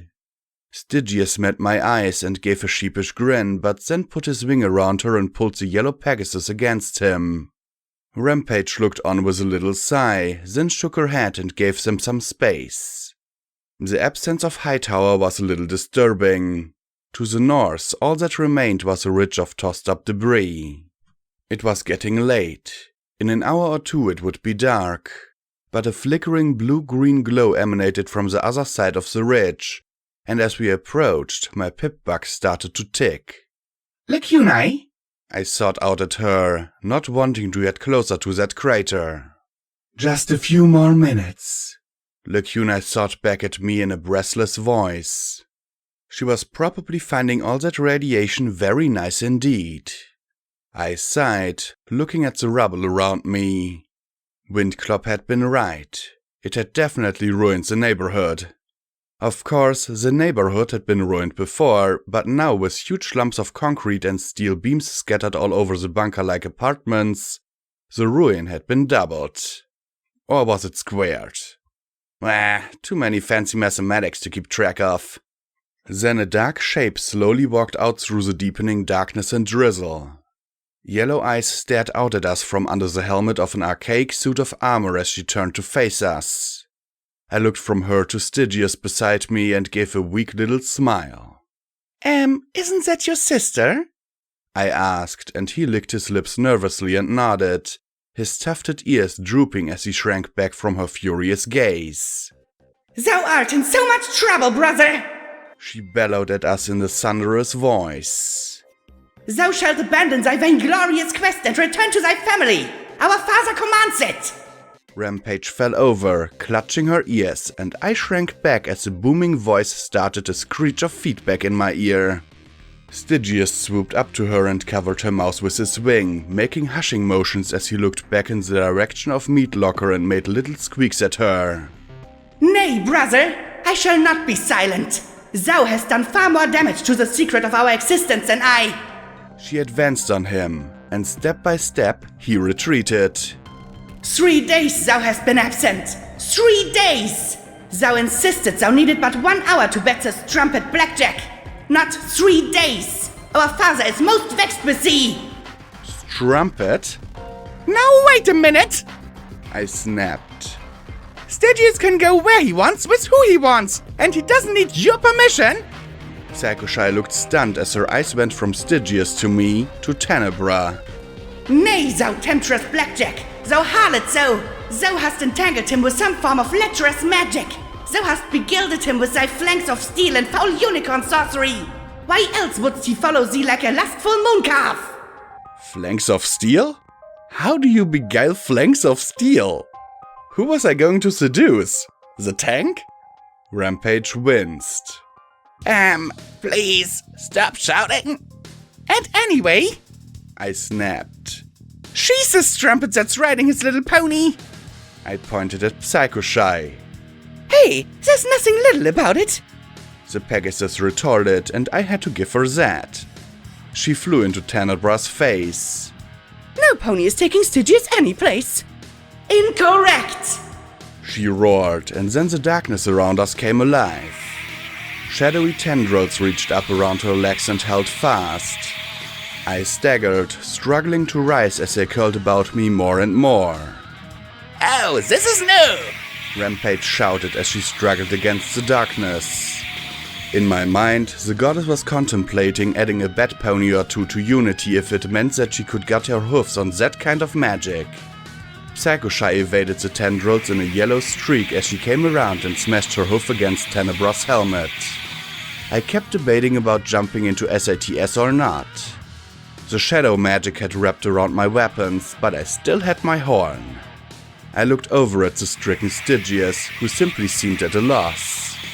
Ow! Thy cantankerous! Ouch! Seize thy... Hey! Tenebra bellowed as she struggled to grab the darting yellow Pegasus with her shadows. In her armor, the Batmare couldn't quite bring herself around in time to face her. Stop thou cunt thou! She bellowed in frustration. Psycho-Shy tackled her straight into the ground, knocking the helmet from her head. Her bellows became high-pitched, barely audible squeaks and chirps as the yellow Pegasus ground her face into the dirt. Stygius isn't going anywhere with you. He's a free pony. He can make his own decisions. If he wants to stay with us, then there's nothing you can do about it. Please stop. A stallion sat beside me. Stygius wore his sister's helmet, and I suspected he was whispering to keep his voice at a tolerable volume. He trotted over to the pair, put his wings between the two stunned mares, and separated them. I apologize for my tardiness, sister. Truly, 1 hour was given and 1 hour was all I meant to spend. But sister, please hear me. I have in but 3 days lived such that 3 lifetimes could not compare. I have faced peril, horror and trials, but wonders too. Didst thou knowest that just a short flight yon, thou canst hear melodies unlike any in our dark home? He pointed a wing back towards Meatlocker before grinning widely. And that is but one place I have encountered. How many more may be discovered? Wow. Some pony actually happy to be in the wasteland? Who knew? Tenebra stared at him and made little squeaks and chirps. He shook his head. Nay, sister. Our mother's tales of horrors and hardships were not false. But not all surfacers are savage. Many are brave, fearless, gentle, and... His eyes turned to Psycho-Shy. beautiful. He gave her a kind smile and then looked back at Tenebra. I left with Blackjack for base intentions, I confess. Yet in her company and that of her friends, I have seen an example our kind would be wise to adopt. Her shadows slowly relaxed and eyes straightened. She gave another chirp and he looked away, again appearing sad and torn. She chirped again. Nay, sister, I would not defy our father the king. But I am loath to leave this place now that I have started to discover its treasures. He said as he looked at Psycho-Shy. Please, cease thy attack. I shall make my farewells. You're a prince? Psycho-Shy blurted, and he flushed. Why didn't you tell me? He sighed. Prince of a people who hide beneath the ground and who dwindle away generation by generation in fear and seclusion. Never before would I have questioned our ways. Now I see how life struggles on in the wasteland in such hardships. He looked at me with a sad smile. I thank thee, Blackjack, for thy kindly education. In thee, thou hast shown me true valor and friendship. So, you're leaving? Psycho-Shy asked in a little voice. Just leaving? I must. My sister spoke as true. My father will insist upon mine return. I am unforgivably tardy. He reached over to her and lifted her chin with his wing. Were I not a prince, my father not a king, I would remain with you all my days. Even if I must pluck the wings from my back to maintain our secret, I would. I have seen such courage, passion, and life in this time with you than in all my years below. And all of you I shall sorely miss.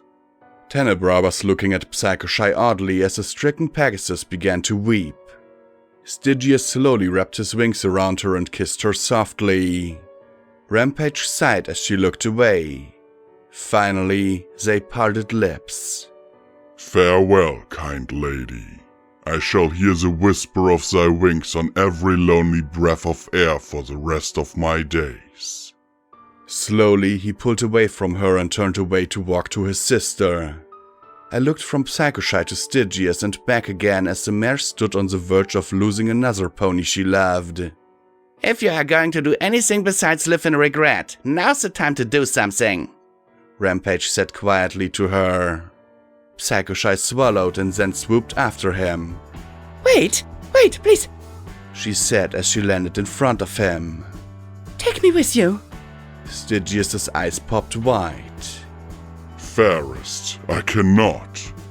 Thou art of the surface and I am of the depths. Were you to come with me, thou couldst never return. So what? Psycho-Shy said firmly as she looked up at him. All my life I've been nothing but a tool or a killer. You're the first pony who really makes me want to be better than who I was. I like you, Stygius. Enough to take a risk coming with you. If your father has a problem with it, then fine. I'll deal with it. But I'm sick of just going through life hoping it will get better. Stygius opened his mouth to talk again, then Tenebra gave a chirp. The dusky blue-maned mare smiled at the yellow Pegasus and then looked sternly at her brother and gave another chirp. You're sure? But father... She chirped again firmly. You'll speak with him, but... And then she gave a long squeak and he barked. Yes, I would much rather not marry you, dear sister. Much rather... He looked back at Psycho-Shy and then smiled and wiped her tears away with a wing. You'd better hurry, I said as I looked back towards Meatlocker, knowing that some pony would come to investigate the shouting sooner or later. I smiled at them both. I hope it all works out. Thanks for helping me with, everything, I said with a slightly embarrassed smile. Psycho-Shy turned towards Rampage, but the mare just forced a smile and waved a hoof claw. Go on, you crazy kids. I'm happy for you both. There's nothing better than finding that very special sun pony. Her jaw strained to maintain her grin. Well then, goodbye, Psycho-Shy said. Goodbye, Psycho-Shy, I replied. Then she shook her head with a smile. Not Psycho-Shy. Whisper. If I'm going to start a new life, I may as well start with a new name as well. And with her eyes clear and confident, she flew to the pair of bad ponies, and with one look back and a smile, they took to the air together, flying northeast around the crater. Rampage waited a minute and then sniffed. Finally taking her chance on her own life. Lucky girl. Then Lacuna dropped from the sky and landed beside us, throbbing with a full charge of magical energy to take us home. Hello, girls. Did I miss anything? It took a bit of explaining, during which time Lacuna seemed completely fascinated by the magical powers of Stygius' sister. Shadow magic was apparently making the twilight in the goddess so uppity that she was dumping every bit into Lacuna. Rampage said little, looking slightly... something. Pensive? She grimaced when I told Lacuna how happy Whisper was now, that she had a new life, and muttered under her breath as she turned away. I supposed that Whisper wasn't the only mare who wanted a fresh start with some pony who loved them.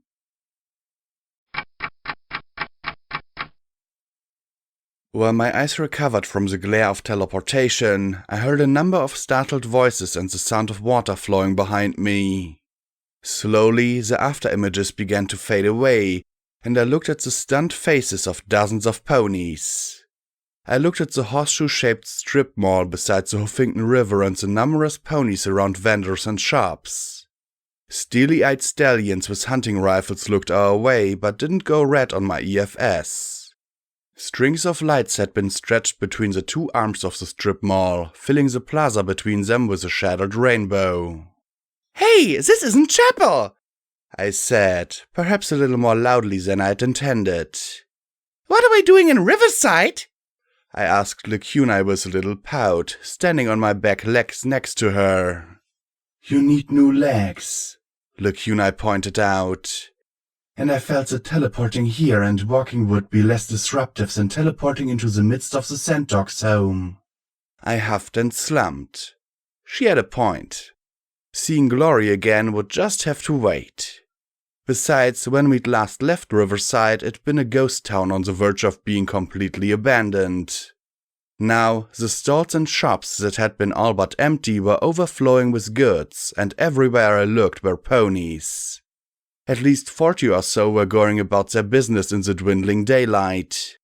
Or had been going about their business. Our appearance had created quite a stir. Murmurs of security, rampage, and reapers were circulating. Most of the expressions were either awed or confused, with a few glowering at me. Lots of ponies were staring at my limbs, or the remains thereof, and shooty eyes. Hey, security! Called a voice from beside me, and I frowned as I looked at the peach mare with fish for a cutie mark standing behind a stand loaded with fish, parts of giant frogs, and hunks of leech. She met my gaze and hesitated as if reconsidering. Her eyes lingered on my shredded and mangled metal legs. Then she finally smiled though, and looked me in the eye. It's Perch. We met a few weeks ago. Welcome back, she said as she turned to a hubcap filled with coals over which cooked fish on metal skewers. Want a free sample? Well, I ate crab. How bad could it be? I levitated one over and she passed another to Rampage. Lacuna just looked away with a faintly ill expression. To be honest, the fish was absolutely delicious, though I didn't think Perch expected me to eat it bones, skewer and all. The others were looking at the shops curiously. I will go find Rover, Lacuna said. You can stay here and talk with your friend. He knew the Alicorn from Ten Pony, so there was little chance of a problem with the meeting. Hopefully. Rampage finished her roast eel, belched, and trotted over to walk beside the Alicorn. It looked like, for once, I wouldn't have anything to do. It left me feeling a little uneasy, but I was curious what brought about this turnaround in the town. It couldn't be because of me, it just couldn't. Where did all these people come from? I asked the peach fisher mare. Amazing, isn't it? Perch said in glee. Lots of these folks are from outside Huffington. When those dogs started trading, they had, well, everything. Everything we could ever hope to swap. And they love my fish. The mare was nearly dancing in her joy.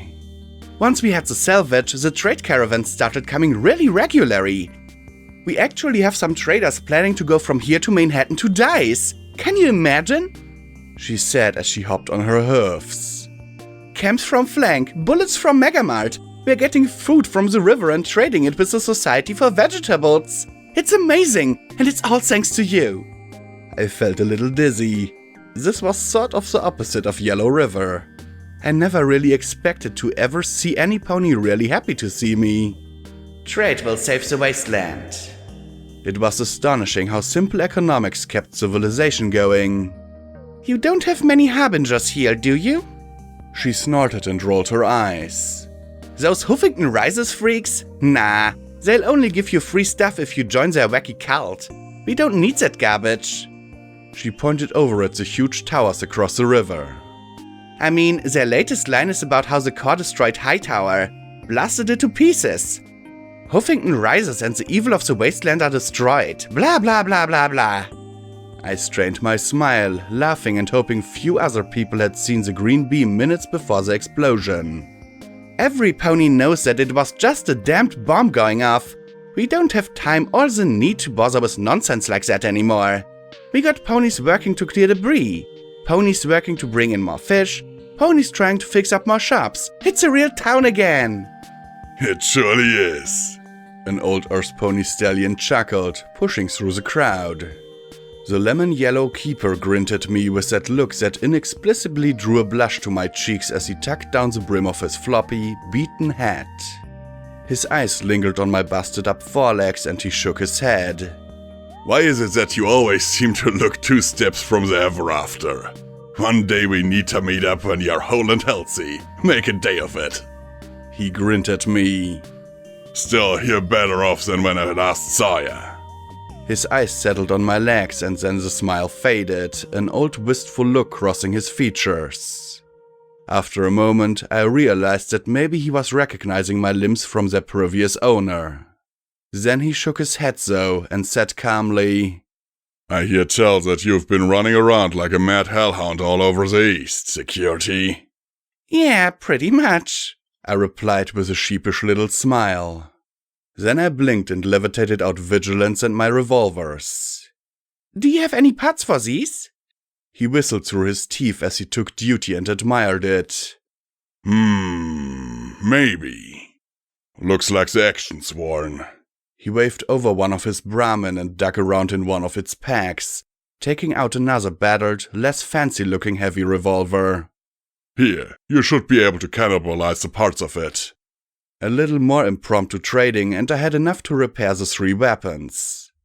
After raiding the Hightower gun vault, I had enough guns to trade for the parts. Finally, we both sat back as I put them in my bags. Thanks, I said as I tucked them away. Been busy.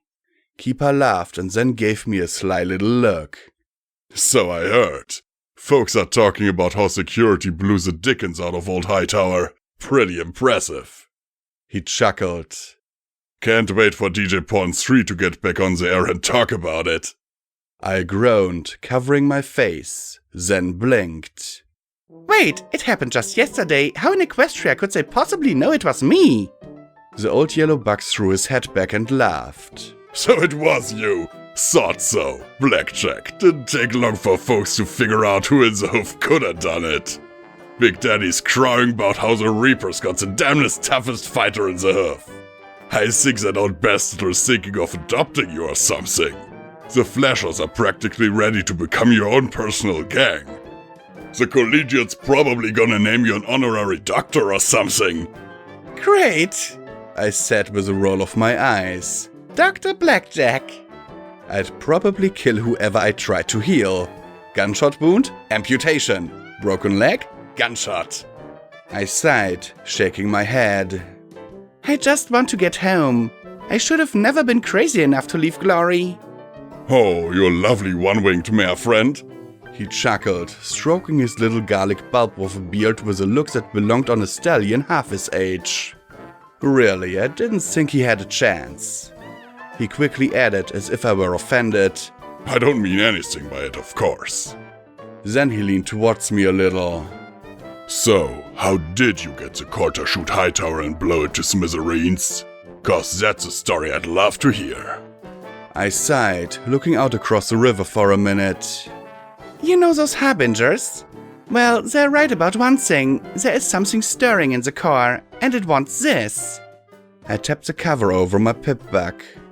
There was a ghoul, freakiest thing I ever saw, big as a skywagon, that was about to eat me. Whatever the damn thing is that's surrounding the core, it blasted the ghoul to keep it from destroying my pipback. Then I gave a half smile and rolled my eyes. 10 minutes later the balefire bomb blew. Totally unrelated, really. Well, rot me twice and call me Sandy. He looked a little bemused and slightly sympathetic. Still impressive, though. And what were you after in Hightower in the first place? Just following a wild goose, I said. And I nearly got cooked in the process. Sorry to hear that. I could tell he wanted more specifics. Information and rumors were probably just another commodity to him. After a moment, though, he seemed to realize that he wouldn't be getting anything else on that subject. So, what's your next move? I groaned and buried my face in the remains of my forehoofs. Right now, I just want to get back to Star House and glory. That's all I want. He smiled and patted my head. And that's why you're gonna end up a bona fide legend security. He chuckled, but I simply forced a smile and looked away. You're more concerned with returning to your lady loves than with fame, fortune, or power. Unless I'm remembered for being a monster, I muttered, thinking back to my friends in the prison. To a slaughter on a stormy night. To a little filly with broken legs. I looked at my mangled limb with a sigh. My friends are scared of me. I met his worried eyes.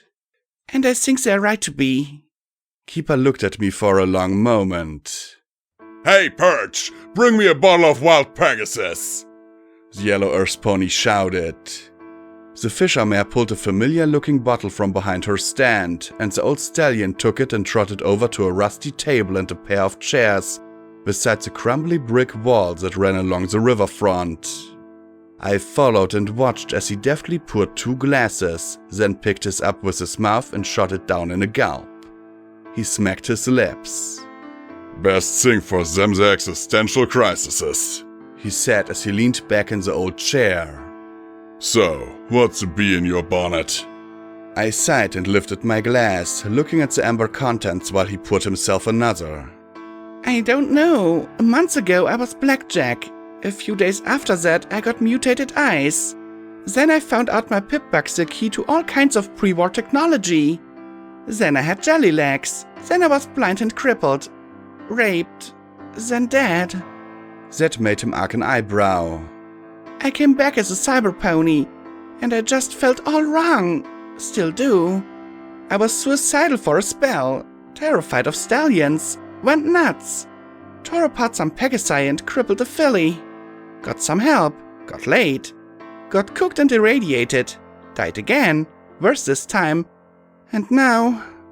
I sighed as I turned the glass back and forth before me with my magic. Now I don't know what to feel. I don't know who I am. I just want to be good. I don't want to be one of the fuckers of the wasteland, you know. I set the glass down and looked out at the water as he drank a third. You said I'm gonna be a legend, but a legend of what? Who the hell am I anymore, Keeper? He smacked his lips. Funny thing about legends, they tend to be whatever a person wants them to be, instead of what they really are. Take Princess Celestia, for example. The nicest, goodiest princess there ever was, right? Heck, you hear people say Sweet Celestia all the time. I just did it myself. Hardly ever hear them say Dear Luna or something. Almost always Celestia.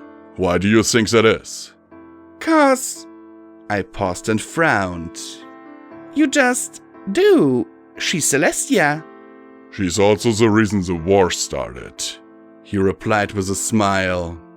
Oh, I know, there's all kinds of arguments about coal and industrialization and national pride and such, but I like to blame whatever pony said go.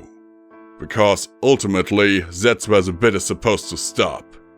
I drank my glass and he put us both another. The old stallion went on. Thing is, folks got it so fixed in their minds that she was this goody-good paragon of goodness that even 200 years later they say her name like they think she's gonna swoop in and save them. But me, I want to know who Celestia was at 1 in the morning when everything was dark and she was all alone. Was she really so good? Was she really so perfect? He shrugged. Guess that's one of them glasses half-filled deals. Now I was more confused than ever. So, are you saying I'm not as good as they think I am? Gee, surprise, surprise. I'm saying that there's no cut and dry good and bad.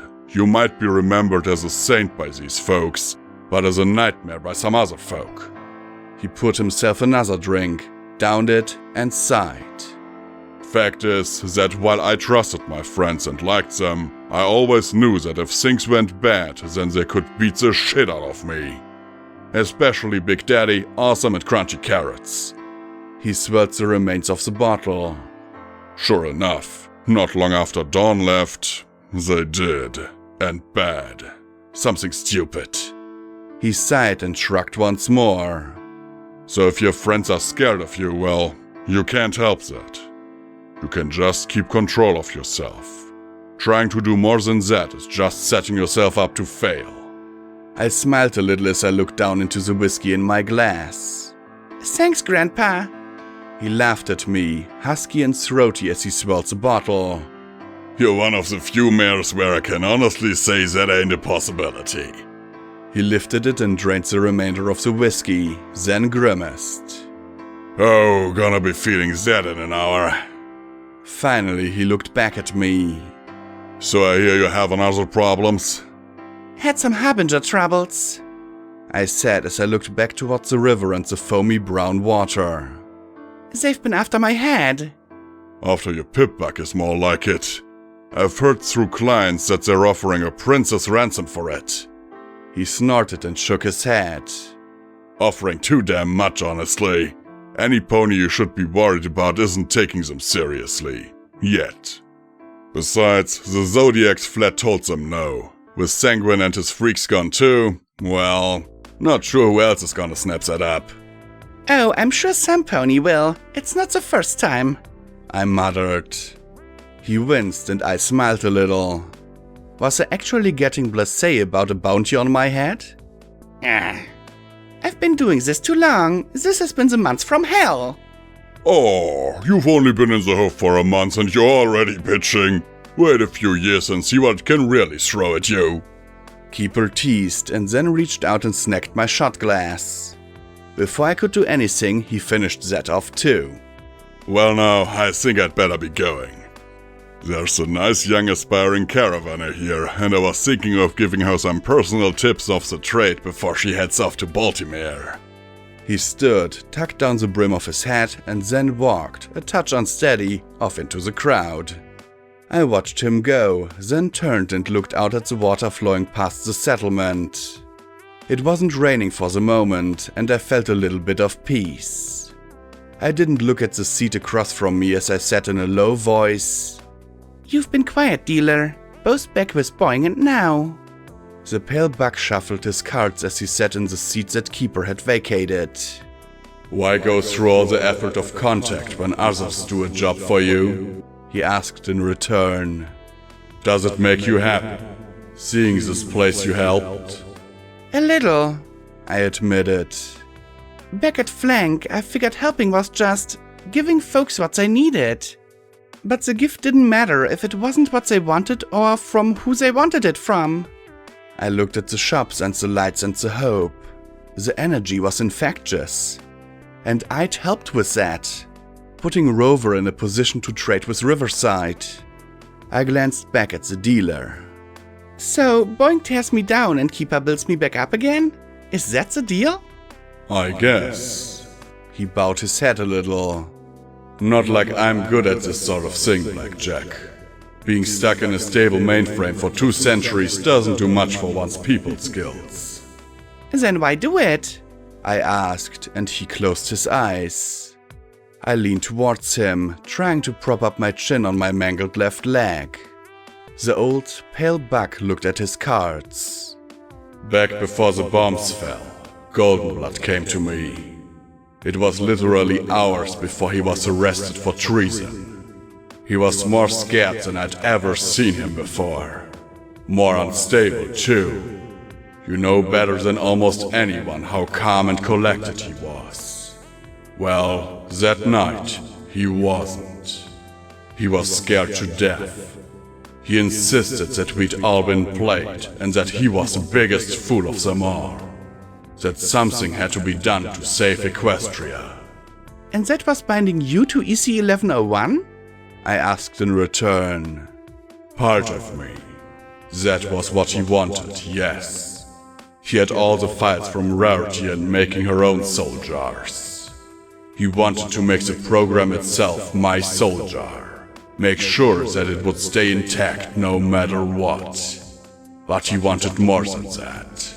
To make sure that no matter what, EC 1101 reached Celestia at all costs. I shifted on my seat. Celestia? I remembered how coldly he'd dismissed her, cutting her off from the kingdom entirely. Why? He didn't say. He said that EC 1101 would have to get to her. He shook his head slowly, closing his eyes, and then continued with great regret. And I told him no. I think I might have killed him then. He left to find Trottenheimer. Said Trottenheimer had made something for him to deal with something bad. But then a half hour later I was stunned and woke up in an interrogation room. Luna was there. I was Goldenblood's assistant. They questioned me for I don't know how long. Luna asked me if I wanted to prove my loyalty and I said yes. Wait, Luna put you into EC 1101? But why? How did she know how to do it? I gasped. I don't know. Maybe Rarity told her. It was my chance to prove my innocence. They'd split my soul so that it wouldn't kill me. Luna told me that if anything happened to Equestria because of Goldenblood's betrayal, I was supposed to find a worthy heir. Some pony with the strength to save the kingdom and the intelligence to do what's right. He looked at me with a tired smile. So far, you're the best candidate I've found. I didn't know if I should be flattered or horrified. I was settling on baffled. So, EC 1101's routing is doing what? I asked, now completely confused.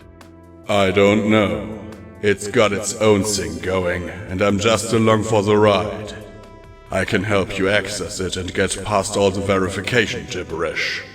But it's running its own program. Maybe it thinks Rainbow Dash is in Shadowbolt Tower. Maybe something else is affecting it. The only one left on the list is Horse. Maybe it's trying to get to Robronco. I just don't know. Perch said, watching me with a concerned smile. Is everything okay? I realized how I must have looked, chattering to myself. Oh, yeah, sure, just, heroic brooding. 'Cause, you know, heroes. I gave a nervous grin that made her look even more worried. We, brood. I quickly cleared my throat. What can I help you with? Need raiders ventilated? Evil sworded? Just let me at 'em. Actually, she pointed a hoof at the empty whiskey bottle. I need you to pay for that. 20 caps, please. I gaped at her, then at the bottle, then in the direction Keeper had gone. But I only drank one glass.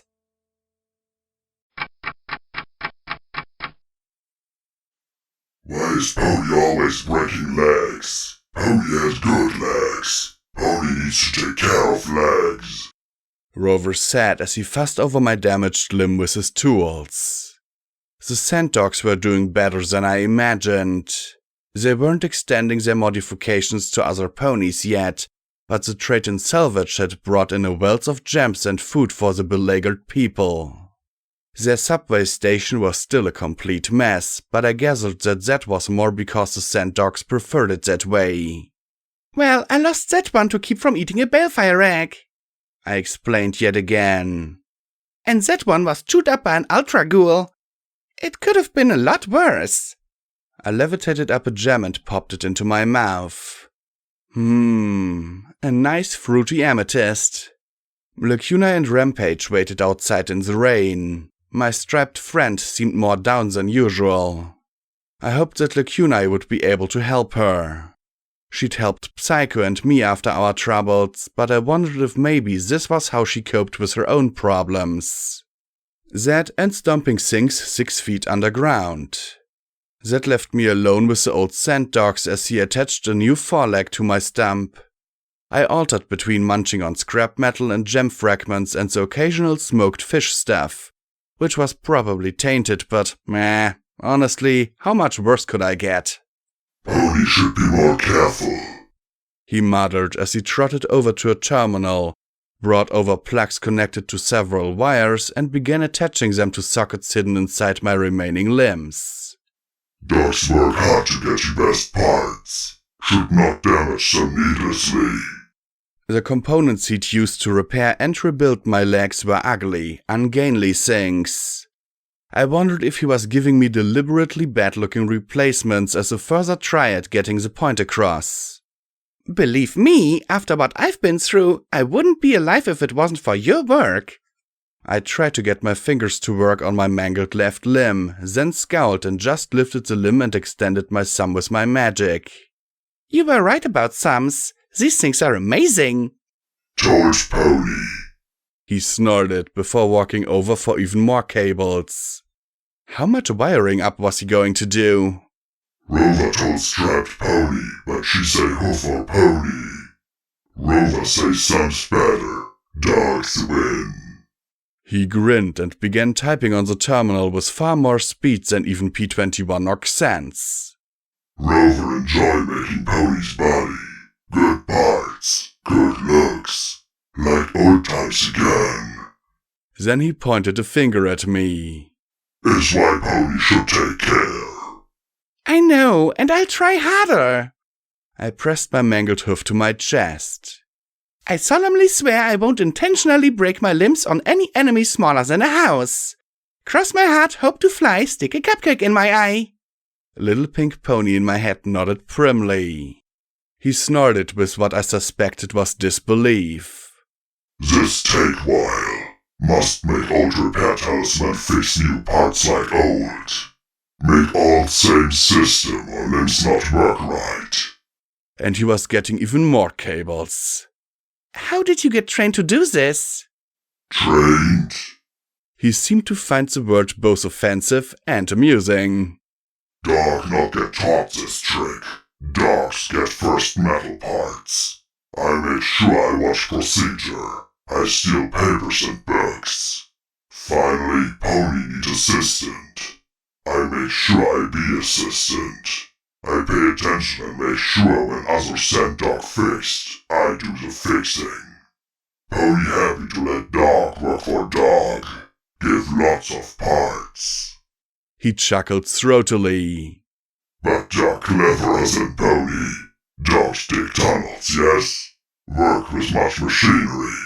Learn to make tools and machines to fix problems underground. Learn to make parts for dogs. He sighed softly, his remaining ear drooping. Other dogs not learn, rather scavenge, mate. Let Rover fix dogs. Rover hopes some dog learns soon. Rover is old dog, too tired to learn new tricks. Have you thought of teaching a pony? I asked delicately. He snorted at once, and I added quickly, I mean, there's triage at the collegiate. They have all the steel pony files too, from the professor. Rover not want dogs to forget, he grumbled. Maybe if I teach dogs too, 50 maybe. He snorted again and shook his head. Not important now. Fix you up. As he came over with yet another cable, I huffed. Geez, how many more wires do you need? The old dog's muzzle split in a grin. Silly Pony, it's not wire, he said as he lifted the tube. It's catheter. I had to admit, once he got underway, I was glad for that little tube, despite the goddess's amusement at my embarrassment. Rover reached over and did something, and like that, I stopped. I couldn't even move my jaw. The muscles just strained against it. Something in there. Maybe part of the things that let me eat metal? Apparently being locked up tight. Some experimentation revealed that I could still move my tongue, tails, ears, and eyelids, and that my magic still worked. But other than that, I couldn't do anything but stand there like a statue while feeling the strangest electric tingling in my forelimbs. And this was going to take all night. He'd set the terminal tech stuff to fix and calibrate everything while he had me wired up, so I simply stood there and tingled while Rover went to bed. I closed my eyes and tried to relax. I couldn't move, but really that didn't bother me as much as I thought it would. In its own way, it felt sort of nice. If he'd tried immobilizing me like this before Happy Horn, I'd probably have been clawing the walls of my mind. But now, I focused on control like I had with Stygius. I'm not freaking now. I'm not reacting. I am calm. Calm. I watched the lines of data that scrolled in the margins of my vision and slowly drifted away. The royal palace of Canterlot sure seemed different at night without celebration. The looming ministry hubs along Ministry Walk were still relatively lively, but few of the great pale marble structures' stained glass windows showed signs of light and life. While Canterlot bustled about its social affairs, its heart was dark and still. I slowly approached the main gates, looking at the shadowed recesses above with a careful eye trained to find targets. Most ponies would have missed the lurking bat ponies of Luna's guard watching from on high. During the day, the palace was all unicorns and pegasi and brightness. During the night, I wondered if those daytime unicorns and pegasi really were what they appeared. Or were they enchanted night guards made to look like those races? Just one of countless rumors about the palace and its ruler. Halt! Who goes? Boomed a voice from beside the gate, and I fell back at once, gaping at the hovering stallion above me. The handsome night guard made a face and tapped the gem on the front of his armor before landing in front of me. Sorry, only supposed to use the royal voice with the tourists. He reached the tip of his wing around and winced as he twisted it in his ear canal. Ooh, does a doozy on my ears. Lionheart, muttered a mare who stepped out of the shadows next to him. Thou art supposed to use it. Oh, stuff it, Night Racer, Lionheart said with a snort. That's fine for formal occasions, but honestly, no pony talks like that anymore. You'd have to be half crazy to talk all the times in the royal voice. Even the princesses don't talk that way. Save it for the tourists. He looked at me kindly and extended a wingtip while the dusky purple mare glowered at him. I hooked it with my foreleg and he pulled me to my hoofs. So, you have an invitation, right? I blinked, then pulled the white envelope from my saddlebags and slid out the folded piece of paper. He flipped it open with his hoof, the dusky stallion frowning as he scrutinized the invitation. Psalm, meeting with Eclipse. Well, it looks about right. Still gonna need to confirm though. Procedure. May I see your hoof, please? He pulled a long silver needle from his armor. I balked, looking at his pleasant smile and then at the glowering mare. A peak revealed two more bat pony stallions standing silently behind me. I had a feeling that saying no was going to earn me even more trouble. I held out my hoof and winced as I was jabbed with the needle. He drew one drop of blood and let it drip on the paper. Instantly, the entire invitation began to glitter with bright red sparkles. That's unicorn blood, all right. This way. He led me into the palace. Despite the dark windows, there were ponies trotting around on quiet hoofs. Guards, certainly, but also others. Ponies who averted their eyes and halted their conversations as we trotted past. A hush seemed to envelop everything. Do you have to do that often? More and more these days, there's more than one way for a zebra or other things to hide their appearance, he said in that soft yet comforting burr. Regular visitors have blood talismans to speed things up. They also don't use the front gate either. I looked at the dark windows, the normally bright glass images now menacing abstract shapes.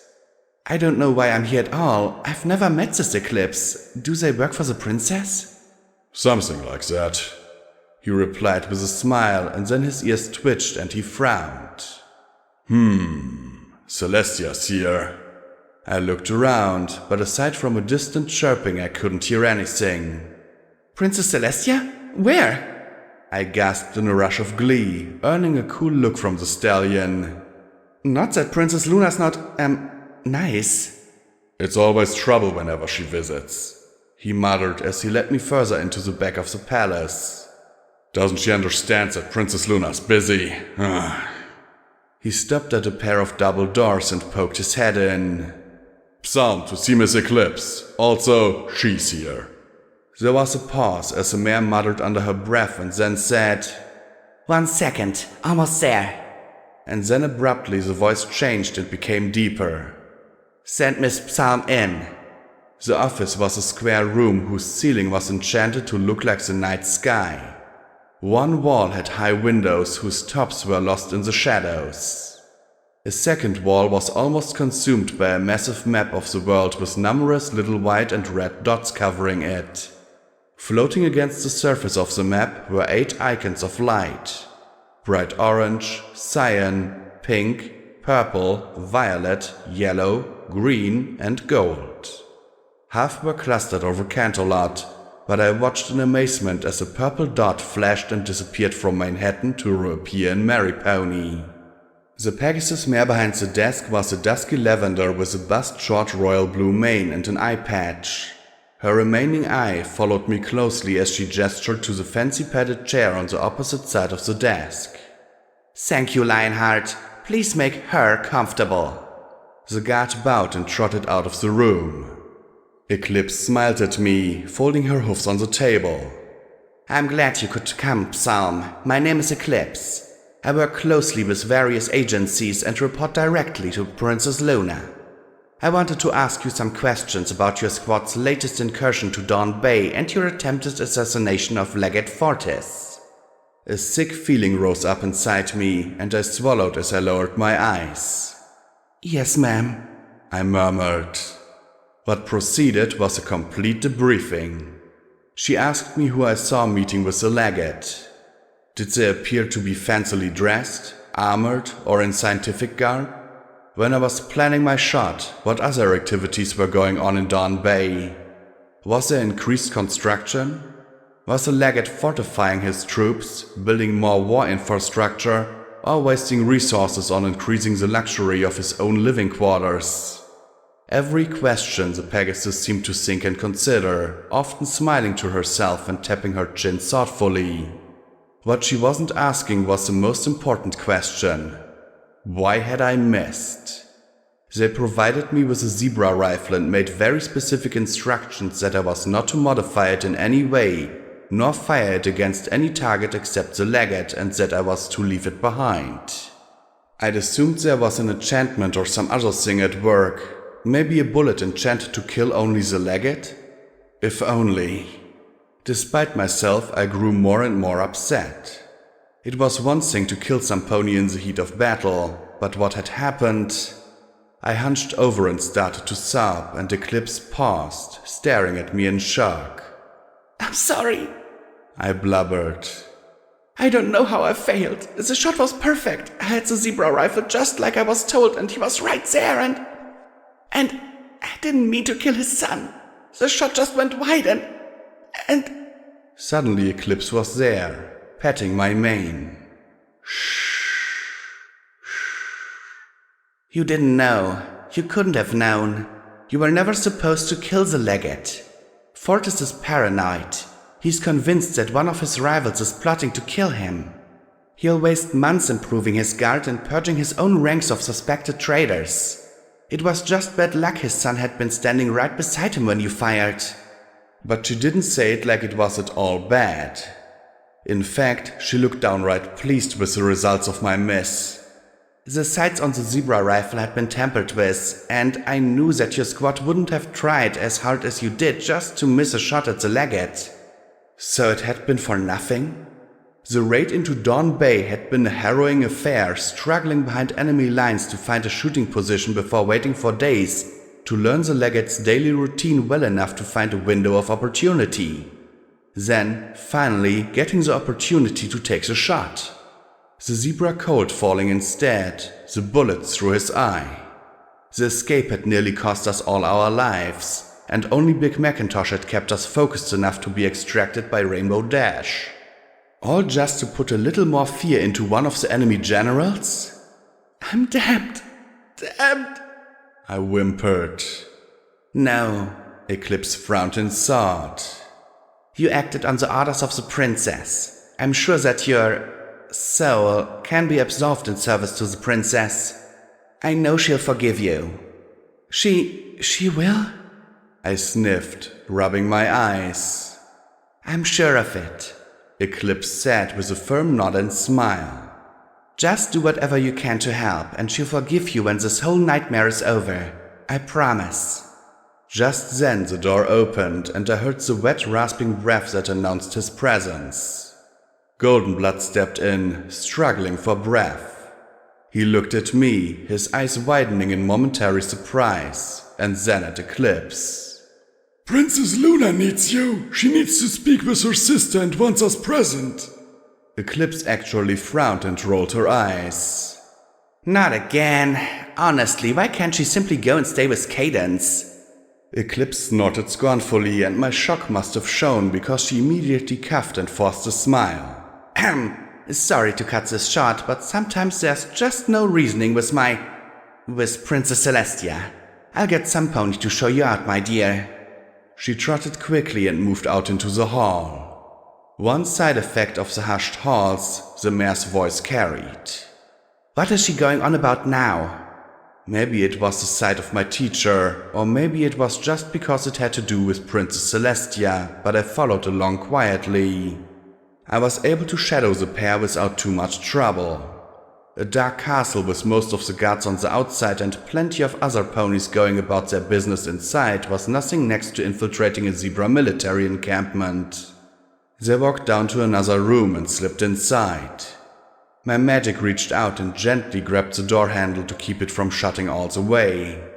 Looking up and down the seemingly abandoned hall, I heard the voice of Princess Luna ask in a tired and irritable voice.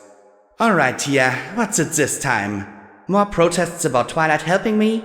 Maybe another protest on the Diamond Dog relocation? It is good to see you as well, dearest sister, Princess Celestia said softly and without a hint of sarcasm. Have you seen this? An invitation to a diplomatic meeting at Cheddar Ridge? Luna said with a sigh, and then there was the sound of paper being wadded up. It's a trap, pure and simple, Goldenblood rasped.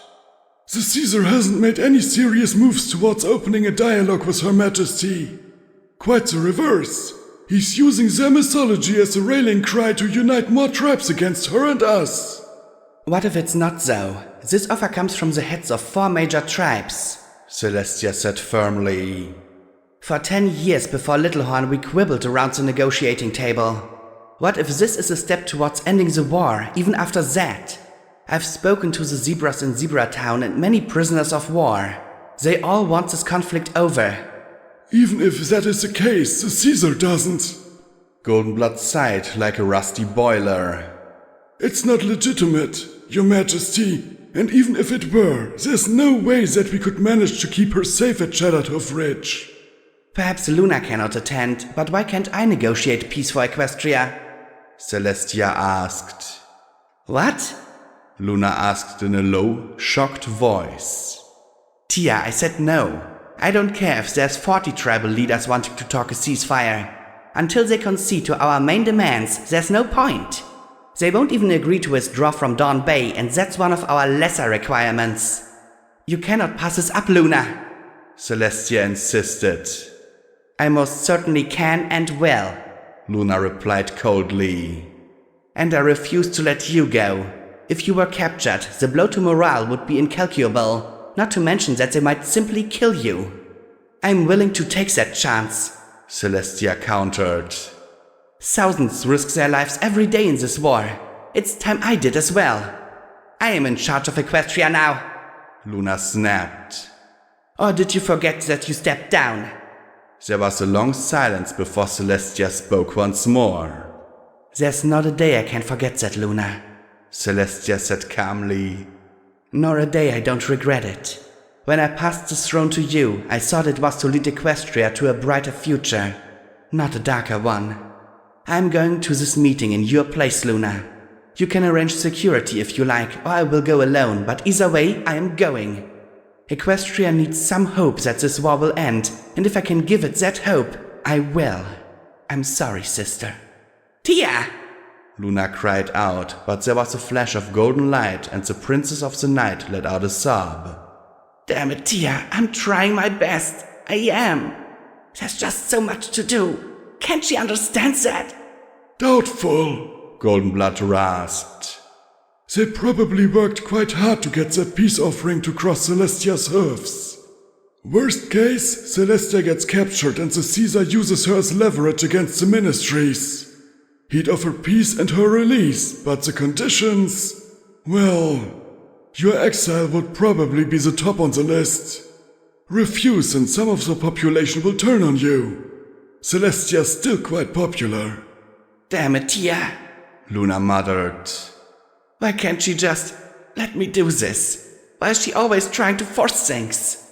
I didn't want to be in charge of Equestria. She asked me.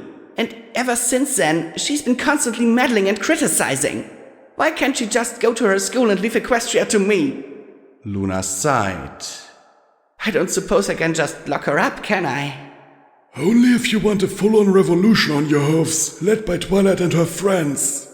I've tried my best to keep their interactions to a minimum, but she was Twilight's mentor. Those bonds sometimes go deeper than you ever expect. Goldenblood let out a rusty sigh. What's the best case scenario? Luna asked. They kill her, Goldenblood replied. I felt an electric tingle paralyzing me. Ha ha, very funny, Luna muttered sarcastically. Then she paused and said in shock. You're serious? Golden, she's my sister. Captured, she'd be a lever against you, and, by extension, Equestria. Killed, she'd be a martyr for the war effort. Recruitment would probably double, if not more. There'd be no more interference to your rule, and the aristocrats would fall in line behind you. Better, several tribes of zebras revere Celestia as an embodiment of the sun. Killing her will turn them against the Caesar. We might even sway portions of the Propoly to break ranks. That could completely cripple their war effort. He paused and added, Of course, the cost would be unthinkable. I should think so. She's my sister for pony's sake. Luna snapped. Then there was an ominous silence, and Luna groaned. What are we going to do about her? What if she's right? Then you'd best be ready to return the throne to her, Goldenblood answered. If this peace effort is sincere, any agreement will require your abdication. The terms beyond that would probably be equally unpleasant, but moot. He paused and sighed. We could see if she's right, Luna. You just said... I know, and I still believe it. But if we have peace, real peace, well, you won't be responsible for Equestria anymore. There was another long silence. No, I'm not going to just give up. I don't care if she is older and wiser and nicer and I'm going to do it right. I'm going to do whatever it takes and show her and every pony that I'm every bit the ruler that she was. I have to show them I can do it. That I'm more than Nightmare Moon and the young mare that fools around on Nightmare Night. Goldenblood let out a long sigh. Then we'll just have to disrupt the meeting. I'll pull together a guard detachment that will pull her out at the first sign of trouble. See what I can arrange in the interim. And if they do capture her somehow, or try?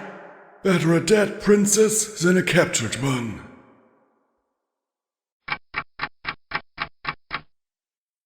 My eyes fluttered open. It was all I could do at the moment as my mind rolled that last memory over and over again. Better a dead princess than a captured one. Could Luna have possibly okayed such a thing? No. No, Celestia lived through the war, right? Princess Luna didn't kill her. No, that was just unthinkable. I was still dangling wires and tubes. My magic levitated a bottle of water off the counter and lifted it to my lips.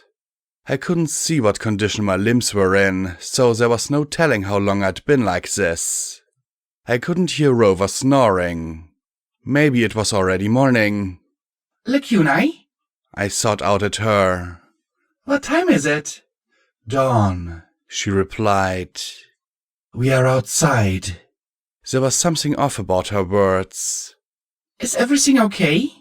I asked at once. Rampage is disconcerted. That is all. She replied. Before I could ask further, she queried, How do you fare, Blackjack? I can't move an inch. I said with a chuckle. You seem to be handling it well. I ignored the surprise in her voice. You've never been in security. A third of your time is spent walking, another third standing a post, and the rest is the time something interesting happens. Okay, theoretically, that was a job. There were also a lot of card games, dice, and sexual liaisons involved that I'd left out. Granted, being able to scratch myself would be nice too. Cozy as it is, this catheter itches like crazy. The plug in my back end is a lot more comfortable though. I paused. Lacunai, are you there? I strained and could barely pick it out. La la la la la la la la. Not listening to Blackjack talking about things in her hiney. I couldn't open my mouth, but I still chuckled in my throat. Even the goddess seemed to be tuning me out. Well, it was one way to get a little privacy. Then I blinked. Was that a growl? Lacunai? Lacunai? I think I might need some help here. But all I got back was that stream of her not talking to me. The growl sounded again, deep and low and right on the far side of the door. The handle slowly rotated, the metal squealing faintly as it was shoved open. And then I was incredibly grateful Rover had stopped me up before working on me. I'd have probably had an accident then and there. The creature was almost 2 feet taller than Rover, but it stooped over. Yellowish hide sprouting knots of scar tissue and bristly black fur covered its incredibly muscled frame. Actually, scratch the it. There was no question whatsoever that it was a he. He wore only a leather harness sporting dangling magic fusion cells, and a large energy weapon was slung across his immense shoulders. It reminded me of the weapon Xen's had cobbled together. It looked like some kind of mining tool with every safety feature removed. More immediately terrifying than that, however, were the immense hands that each ended in a set of wicked claws. The pointed maw peeled back, and I saw a ridiculous amount of yellow teeth, razor-sharp teeth, more than any species outside dragonkind had any right to possess. His yellow eyes ran down my body in a way that made me wonder if he was going to eat me or rat me. Oh, Celestia, was it coming out? I didn't even think past that point. I simply went straight into SATS and toggled up 4 magic bullets right for his face as I began mentally screaming in a blind panic. My horn flashed, the bolts smashing into his head and tearing off a good chunk of his features. Blood and torn hide dangled in flaps along the side of his face, and I might have gotten his eye. But the damage was far from the blasted skull and splattered brain I'd inflicted on a pony target. He swayed and fell back against the wall, then fixed me with a glare and a bowel-loosening snarl. He pushed himself upright and started to advance. I had a few more spells in my horn. This time I didn't aim for his face as he began to charge. I aimed for his kneecap. The 2 bolts ripped into the leg and the canine monster was thrown off his gate. Now I'd really pissed him off. Not able to scream, I did the only thing I could think of. Pull the trigger on his crude energy weapon. At least I hoped it was a trigger. And I was right. Instantly, 3 bolts of magical green disintegration energy blasted around his feet and the monster howled in pain as it struggled to get the energy weapon in its grip. Again and again I jerked the trigger, blasting the wall and floor and anything the weapon happened to be pointed at. Finally, those claws just shredded the harness and let it fall in a heap. There was no way my horn could lift something that huge, but I could turn it. And as the creature got ready to cut my head off with those razor-sharp claws, I spun the energy weapon towards its back and fired again. The monster let out a hound-like roar as it collapsed.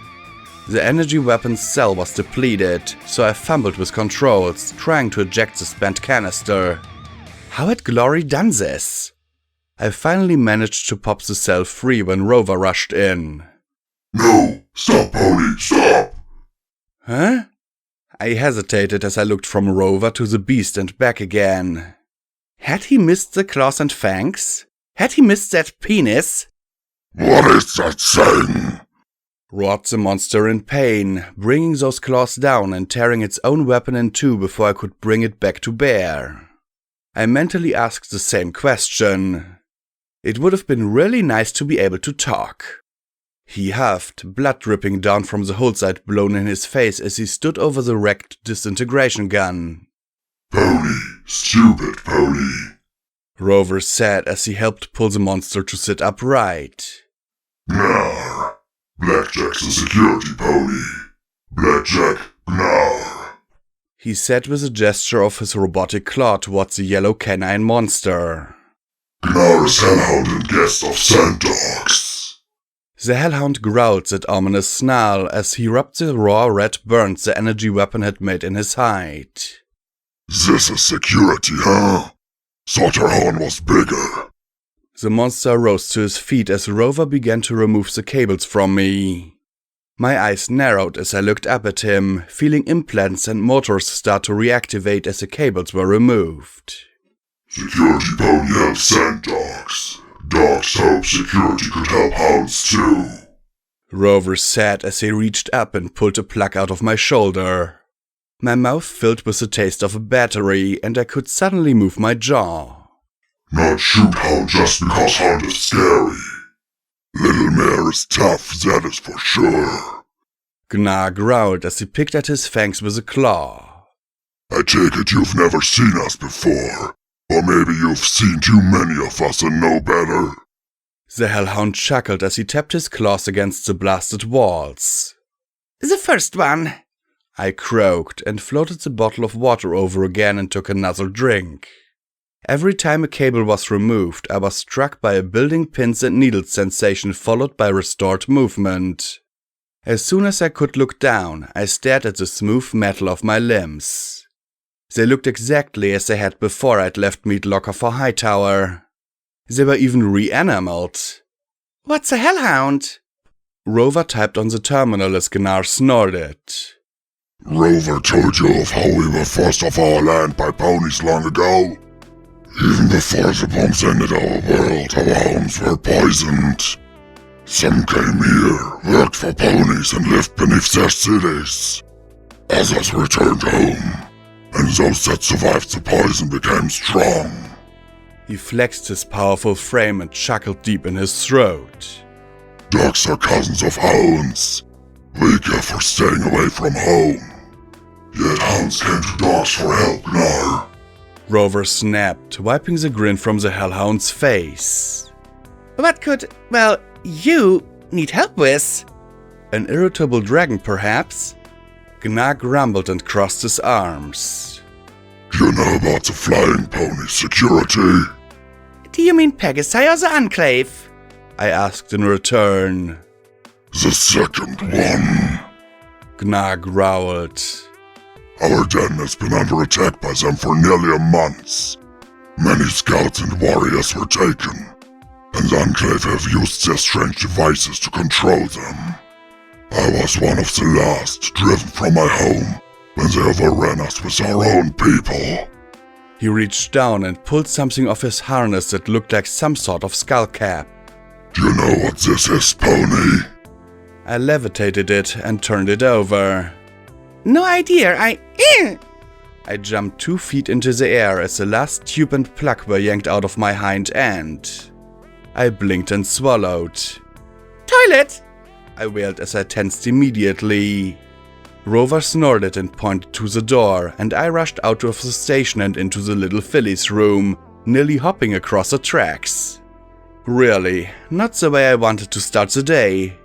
The pair met me outside, the hellhound looming over the other scent dogs. I guess we're even for me shooting half your face off? I asked Gnar, my face flaming.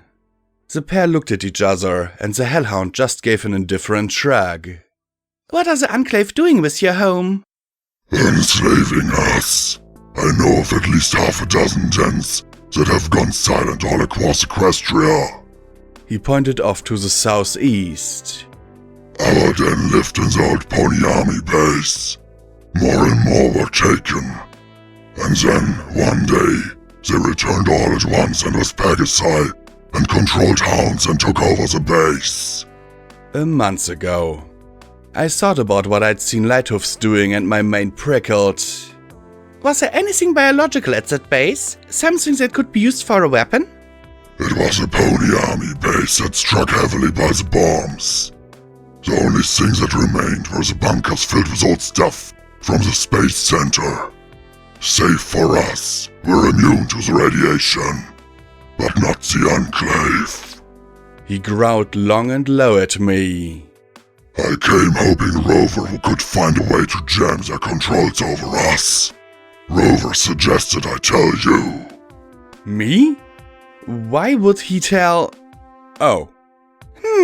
I'm curious, I admit. Anything that Lighthoofs was involved in interests me.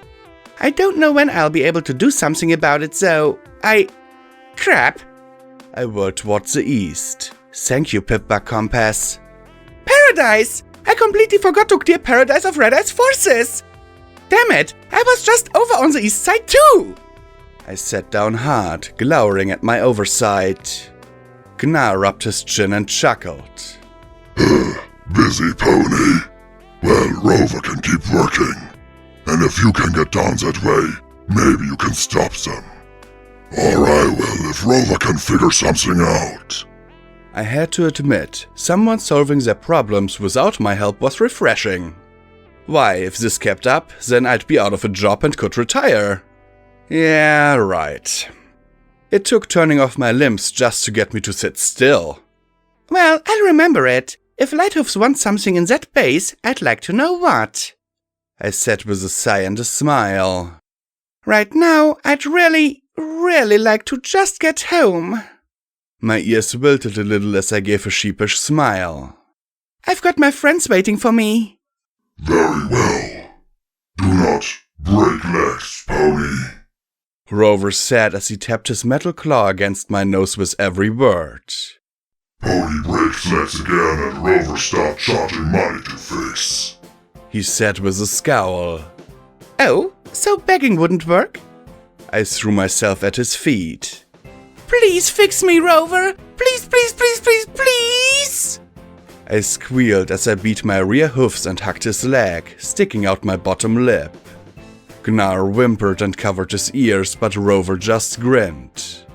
Whine all you want, pony. And he tapped the side of his ear. Dog ears cut out feedback. Rats! I pouted and then rose to my hoofs.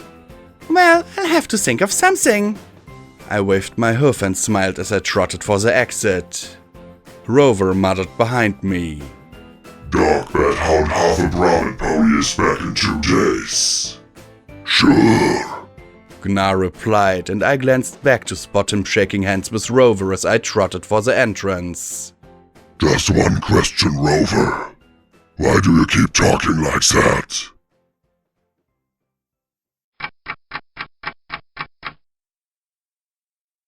After leaving the subway station, I met up with a morose striped pony. We were waiting for Lacuna to fly to the Mirrormare crater and return, but I really wanted to walk right now. After losing the use of 2 limbs, I reveled in full mobility. I trotted in circles on my hooves, danced, pirouetted, and hopped. The response time was better than when I'd gone into Hightower. I popped out my fingers and worked each and every one. Even my breathing felt smoother. A heartbeat would be nice right about now, though. Could Rover make some kind of thudding implant that corresponded with pump rate? I'd have to ask him next time. Rampage sat off to the side with her head low, pink eyes troubled as she muttered to herself. I looked in the direction Lacuna had gone and thought at her. Is she going to be okay? I am not sure. Lacuna thought back. She's very distraught. She questions herself now. Her motivations and desires. Her fears. Her mistakes. Everything. I walked up to Rampage and gave her flank a nudge. She glanced over and I tried to give a consoling smile. I know I have absolutely zero right to say this, but my advice is to try not to think about it.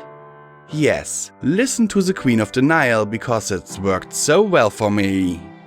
After a few days with P21 and Scott, you'll be able to stop worrying about who you are and just be yourself. Thinking about it will just drive you crazy. Yeah, the question is, how do I stop? Rampage asked. Do what Blackjack does. Lacuna said in my mind. Find the most dangerous place in the wasteland and charge right in. Get shot up and so caught up in fighting for your life that you can't avoid thinking about things. Okay, I'm trying to do that less. I muttered, my cheeks reddening as we waited in the broken and blasted street. I hoped the Elecon wasn't loitering and enjoying the radiation. Her indignation answered my unvoiced suspicions. I sighed. Sorry. Does talking about it help? Not talking about it? I looked around for some red bars. I can try and find something to attack us. That at least made her smile a little. Honestly, helping you deal with all of your problems really helps me avoid dealing with mine. She answered with a small smile. I think it's a doctor in me, or maybe soft heart, or I don't know. It's like, for as long as I could remember, I had no idea who I was. Factoid, loving partner, reaper. Psycho Shy was the same way once she realized Sanguine was just using her. Whisper, I corrected and she rolled her eyes. Fine, whisper. Big Daddy's gonna love that. She huffed and then looked off to the east. Point is, she found out who she was supposed to be, or wanted to be. So yeah, I'm a little jealous. If it weren't for you, she'd be just as miserable as me, and I could ignore my misery by helping her with hers. I patted her on the shoulder. Hey, it could be worse. I nearly killed a helpless monster hellhound and felt guilty about it. She looked at me and I said, In my defense, I couldn't move and it had a penis the size of my leg. A girl's got to be careful, right? Okay, only a small shiver. Progress. Is that why you blasted it? No, I said defensively as I stood and folded my forelegs behind my head. It was more all the fangs and claws and... yeah, big dick. I held my hoofs out and her smile widened in amusement. So, if you can joke about it, are you over it? Did you work all that out? She asked with a little smile. Sort of. I think I'm back in control of that. Mostly. Hope so. I was lying to myself. I'd always be a little on edge when it came to guys and sex, though maybe if I knew him really well, I'd be fine. But I'm still trying. That matters, right? There was a purple flash announcing Lacuna's arrival. Anything happened while I was gone? She asked as she looked at Rampage and me. Penises, Rampage said simply, but smiling. Monster dog penises, I agreed. The purple Elecon shook her head and sighed. Rampage grinned at me. If only the Wasteland knew what security talks about when she's not being a hero. You should try what she thinks about. Lacuna shivered. What? That plug was actually pretty cozy. La la la la la, not listening to thoughts. She began to say in my mind, so I thought exactly how things had felt. Lacuna went even redder and finally blurted aloud, Sweet Celestia, stop thinking, Blackjack! Rampage and I shared a laugh as the Alicorn gave a dignified toss of her head. You keep thinking that and you will be walking to chapel. Okay, sorry. I said, raising my hoofs in apology. She nodded, trying to recoup her dignity as her horn began to flare with magic. Then I couldn't help myself. I added, I wonder where Glory can get another one of those. The pair disappeared and I blinked, looking around the now empty ruins. Lacunai? Lacunai? I looked around for a blue bar. Very funny, Lacunai. I thought at her. La la la la la la la. I suggest you start walking. La la la la la la la la. She thought back. Somewhere in my mind, the goddess howled with laughter. Cheeks blazing, I turned south and started running.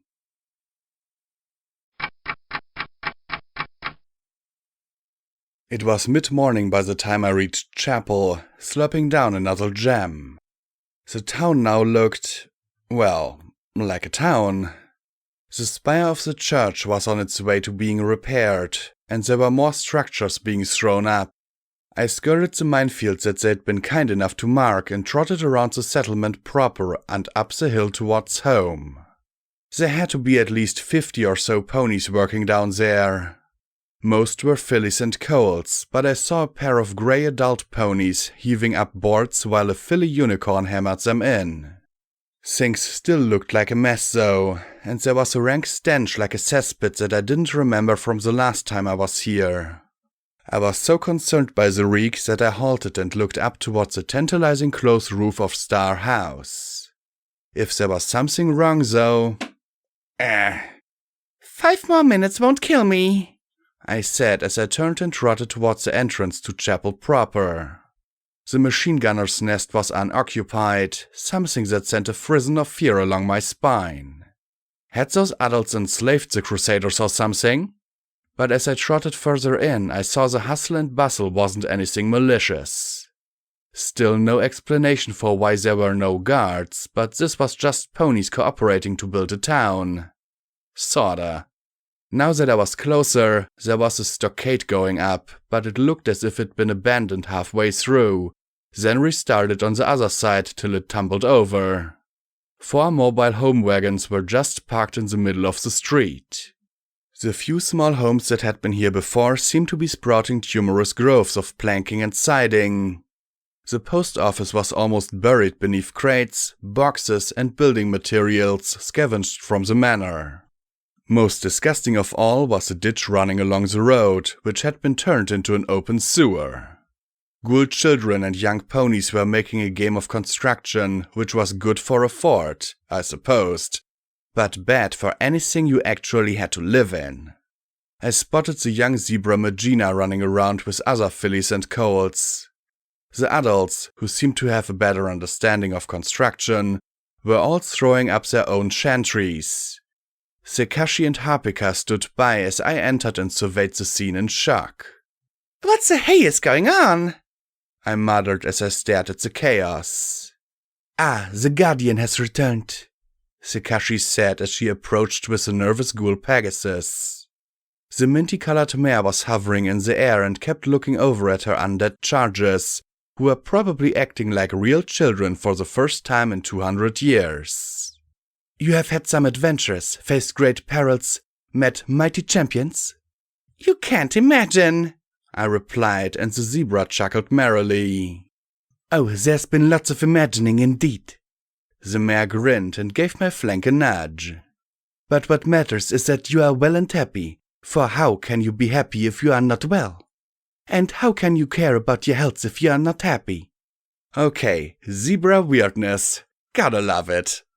Well, things sure look busy here, and smelly. I coughed, backing away from the ditch. Ah, yes. No, don't put that in your mouth.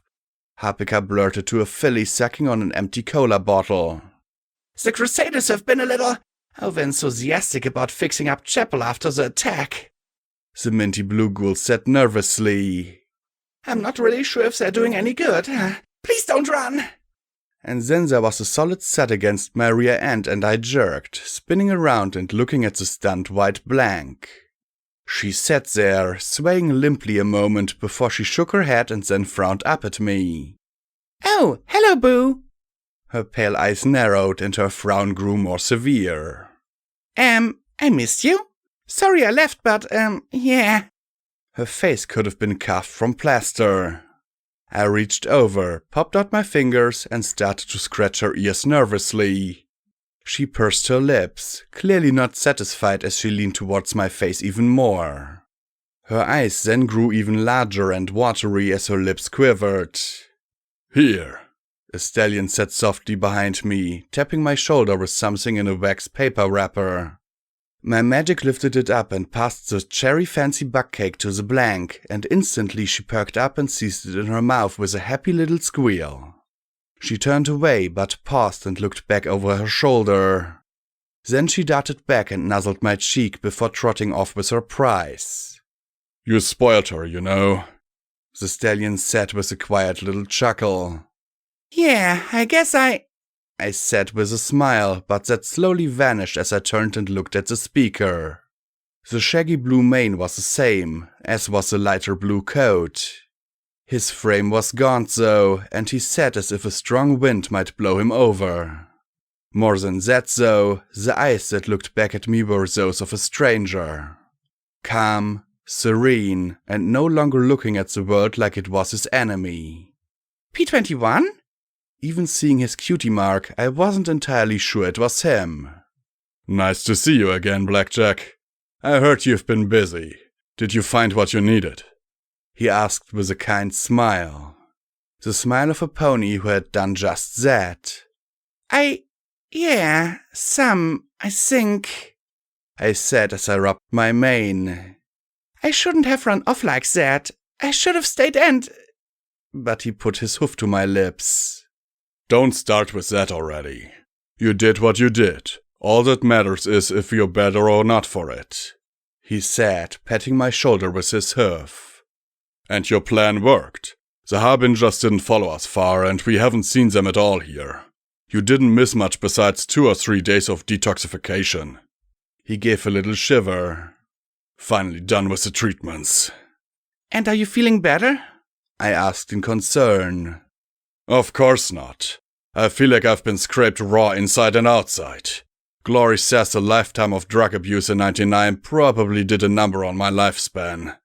If we hadn't been retired, we probably would have been dropping in a few years anyway. But I don't have the tension, the craving. The need's gone. It's like a huge weight off my back and off my mind. I can think clearly again. He then looked over at an approaching filly with heaps of scrolls poking from her saddlebags. So I've been focusing on better things. Can you believe it, Daddy? That guy's building his house right by that septic trench they call it. Scotch Tape silenced as she saw me sitting there, then let out a squeal. Blackjack! She charged up the road at me, shedding scrolls of paper right and left before hugging me fiercely. Immediately afterwards, she started coughing. Careful, P21 warned. I picked up one of the scrolls with my magic and carefully unrolled it. It showed 4 toilets and a shower, along with some extensive plumbing. I'm fine, she rasped, then smiled at me and her eyes shot open in alarm. Blackjack, don't look at that! She threw her forelegs around it, yanked it out of the air and hugged it to her chest. I floated out another one and opened it up to look at some kind of house. She eeped and grabbed that one too. Don't look at my drawings, they're horrible! Another bout of coughing made me stop. Are you okay? I asked. Yeah, Glory says it's some bug I picked up when she put in the new lungs. Got a wicked scar though, see? She lifted her chin and pointed her hoof at a straight, raw red line that started under her chin and went all the way down to the collar of her utility barding. I tried not to think of Sanguine leading a little blank copy of Scotch Tape away. It's post-operative pneumonia and you should be in bed, P21 said firmly. Scotch blew a raspberry. I promised Glory I'd keep you from overexerting yourself. You still need a few days and several more healing potions to get the infection out. Enervation right now would kill you. Good thing I hadn't taken her with me. But what are these? I asked as I floated one of the papers she dropped over to us. Scotch Tape fidgeted as she looked down at her forehoofs. Just some, ideas. Ideas? I asked, opening the scroll to look at it. Some sort of diagram of something. For the town, since I was sick and couldn't do anything, Scotch Tape said, then gestured around. I mean, have you seen this place, Blackjack? Every pony's working and throwing up whatever they want. Half of it's going to fall down in weeks, if not days. They've got a ditch filled with poo running through the middle of town, and the money from the manor won't last forever. She reached over and looked down at the plan in her hoofs. I always liked thinking up ideas in 99. But I was in maintenance. We never built anything new. We just focused on keeping everything how it was. I thought about how I'd felt when I'd played the contrabass for the first time and was wondering if maybe I might have had a different life if I'd been allowed to play. Well, maybe this will be how you get your cutie mark. Maybe your destiny is to bring plumbing back to the wasteland. I'm gonna have a toilet on my hind end for the rest of my life. Scotch Tape pouted as she slumped. So why don't you try and build one of these designs? I asked. One that's not a toilet? She huffed softly. 'Cause no pony'll listen to me. Every pony's fixed on doing their own thing and no pony's thinking about what we're gonna need. We're gonna need a doctor, some place for fixing things. Need to move the minefield further out. Need to get that stockade finished and matched up and plated with scrap and reinforced dirt or something. Need a place to store food and maybe a mess hall. Need to make bug houses for the Crusaders. We're gonna need a school. Ya can't just throw a story or two on top of a house. She sighed as she looked down at the paper. Besides, I don't know nothing about real engineering. I just fix up toilets. I patted her mane. Scotch, you know more about building and fixing things than any pony here. You've been training to do maintenance work since you could play. Heck, I bet you had a steam assembly for your first toy. If this place is going to be a real town, it's going to need ponies like you. Yeah, she replied, but I could tell her heart wasn't quite in it. Maybe I can talk to Charity. I know she'd be glad to have some of this stuff organized. For some reason, the name of the filly shopkeeper set my mane on end. Did I owe her money? I thought I was all paid up, but... Wait... Had I paid for that wild Pegasus she sent me on my birthday yet? Shoot! I didn't know for sure. Anyway, I need to get going. I really need to see Glory, I said as I rose to my hoofs and backed away. The pair looked at each other with worried expressions. P21 said evenly, "Maybe we should go up with you, Blackjack. Glory's, well, kind of upset." I sighed and smiled. No, it's okay. She has a right to be. I turned and looked up in the direction of Star House. Actually, there's a whole lot I need to talk to her about. I've got a whole lot of apologizing to do. For running off, for making her worry, and other things. We've got a ton of making up ahead, and I'm going to enjoy every minute with her. He frowned in worry, looking more like the P21 I remembered. I rose to my hoofs. Where are Rampage and Lacunai? Well, Lacunai said something about a dress when we saw her this morning, and Rampage... Scotch trailed off as she looked up at the graveyard on the hillside above the town. A red-maned pony stood out amidst the grey-green grass and the white headstones. She was at her daughter's grave, if I guessed right. Is she okay? No, she's not, I said softly, shaking my head. She found out something about herself, and it's bothering her terribly. I patted Scotch's head. Just be careful with her. She needs our friendship a lot right now. It might be the only thing that'll help her. P21 looked at his daughter and stroked her mane. Maybe we should go see her. Make sure she's okay. Why don't you go get Precious? The dragon filly'd help if something set the angel off. If I can get her off that stack of bottle caps. Scotch said with a roll of her eyes as she turned and trotted into the post office. The blue stallion looked at me in concern. Be careful. With Glory, I mean.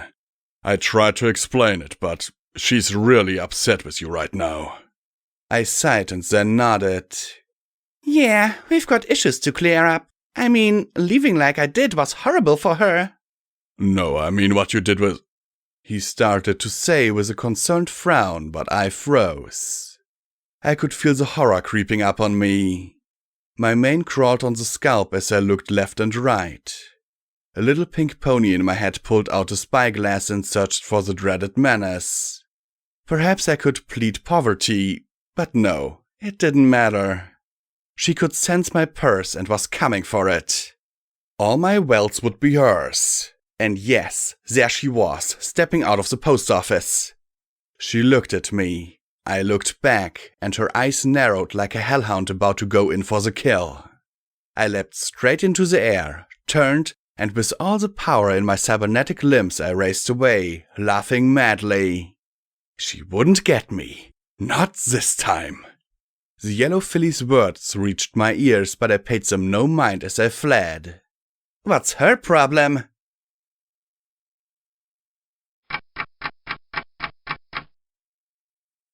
I entered Star House with just a little bit of apprehension. The place was clean and orderly and, moreover, it looked lived in. I heard the sound of a faucet running in the kitchen and spotted the blue Pegasus filling up a pot. Her rainbow mane was tied back behind her head with a white claws. It didn't matter if she looked like a young ministry mare in her prime or my grey beauty. She was Glory. My imaginary heartbeat picked up as I slowly walked towards her. Suddenly, the troubles of the last several days were nothing, and I couldn't keep from smiling. She turned and looked at me, her rose eyes popping wide, and then she smiled with an oddly dismissive expression. Oh, hey, Blackjack. What's up? Huh? I furrowed my brows as she set the pot on the stove and then took off the rack and shook out her spectral mane. Hi, Glory. P21 said you wanted to talk to me about something that upset you? This wasn't quite what I expected. She smiled again and approached. Oddly enough, my mane picked now of all times to get itchy. Whatever it was, I'm sorry. I'm just so glad to see... She silenced me with a hoof to my lips, smiling up at me before her expression turned concerned. Now, before anything happens, I want to know how you are. Any injuries that need treating? Radiation? Taint? Anything like that? No, actually. I smiled and looked down at my foreleg. I was just at Rover's. He fixed up my legs just fine, and the talismans. But again she silenced me as she put her hoofs around my neck and gazed into my eyes. What about emotionally? Are you better now than when you left? Oh, absolutely. I was in a really bad way there for a while, but, well, I found some help too. And I got shot up a lot and died again, but I could tell her about that later. So in other words, you're in good shape? Tip-top? She asked in a voice that almost approached sultry and made my hindquarters quiver in anticipation. This was damage control I could handle. Yep, 110%, I said as I smiled goofily. Her legs tightened around my neck as she said softly, Good. And then she hugged me close, feeling soft and firm and wonderful. But as I lifted my legs to hold her, I became aware of a little pink pony in my head waving a red flag, a white unicorn waving her hoofs in alarm, and a horrified-looking yellow Pegasus pressing her hoofs to her mouth as Glory whispered in my ear, A champion in bed, huh? And then her wings snapped and she hauled me into the air. Blackjack! She snapped, and with more power than I knew any Pegasus could muster, she threw me clear across the room and smashed me into the far wall. I dropped to the floor with a crash, the 5 little ponies in my head equally rattled. Somewhere, for some reason, I imagined the goddess looking on, munching on popcorn. Glory flew over with tears streaking her cheeks and yelled down at me. You fucking cunt! Welcome home, Blackjack.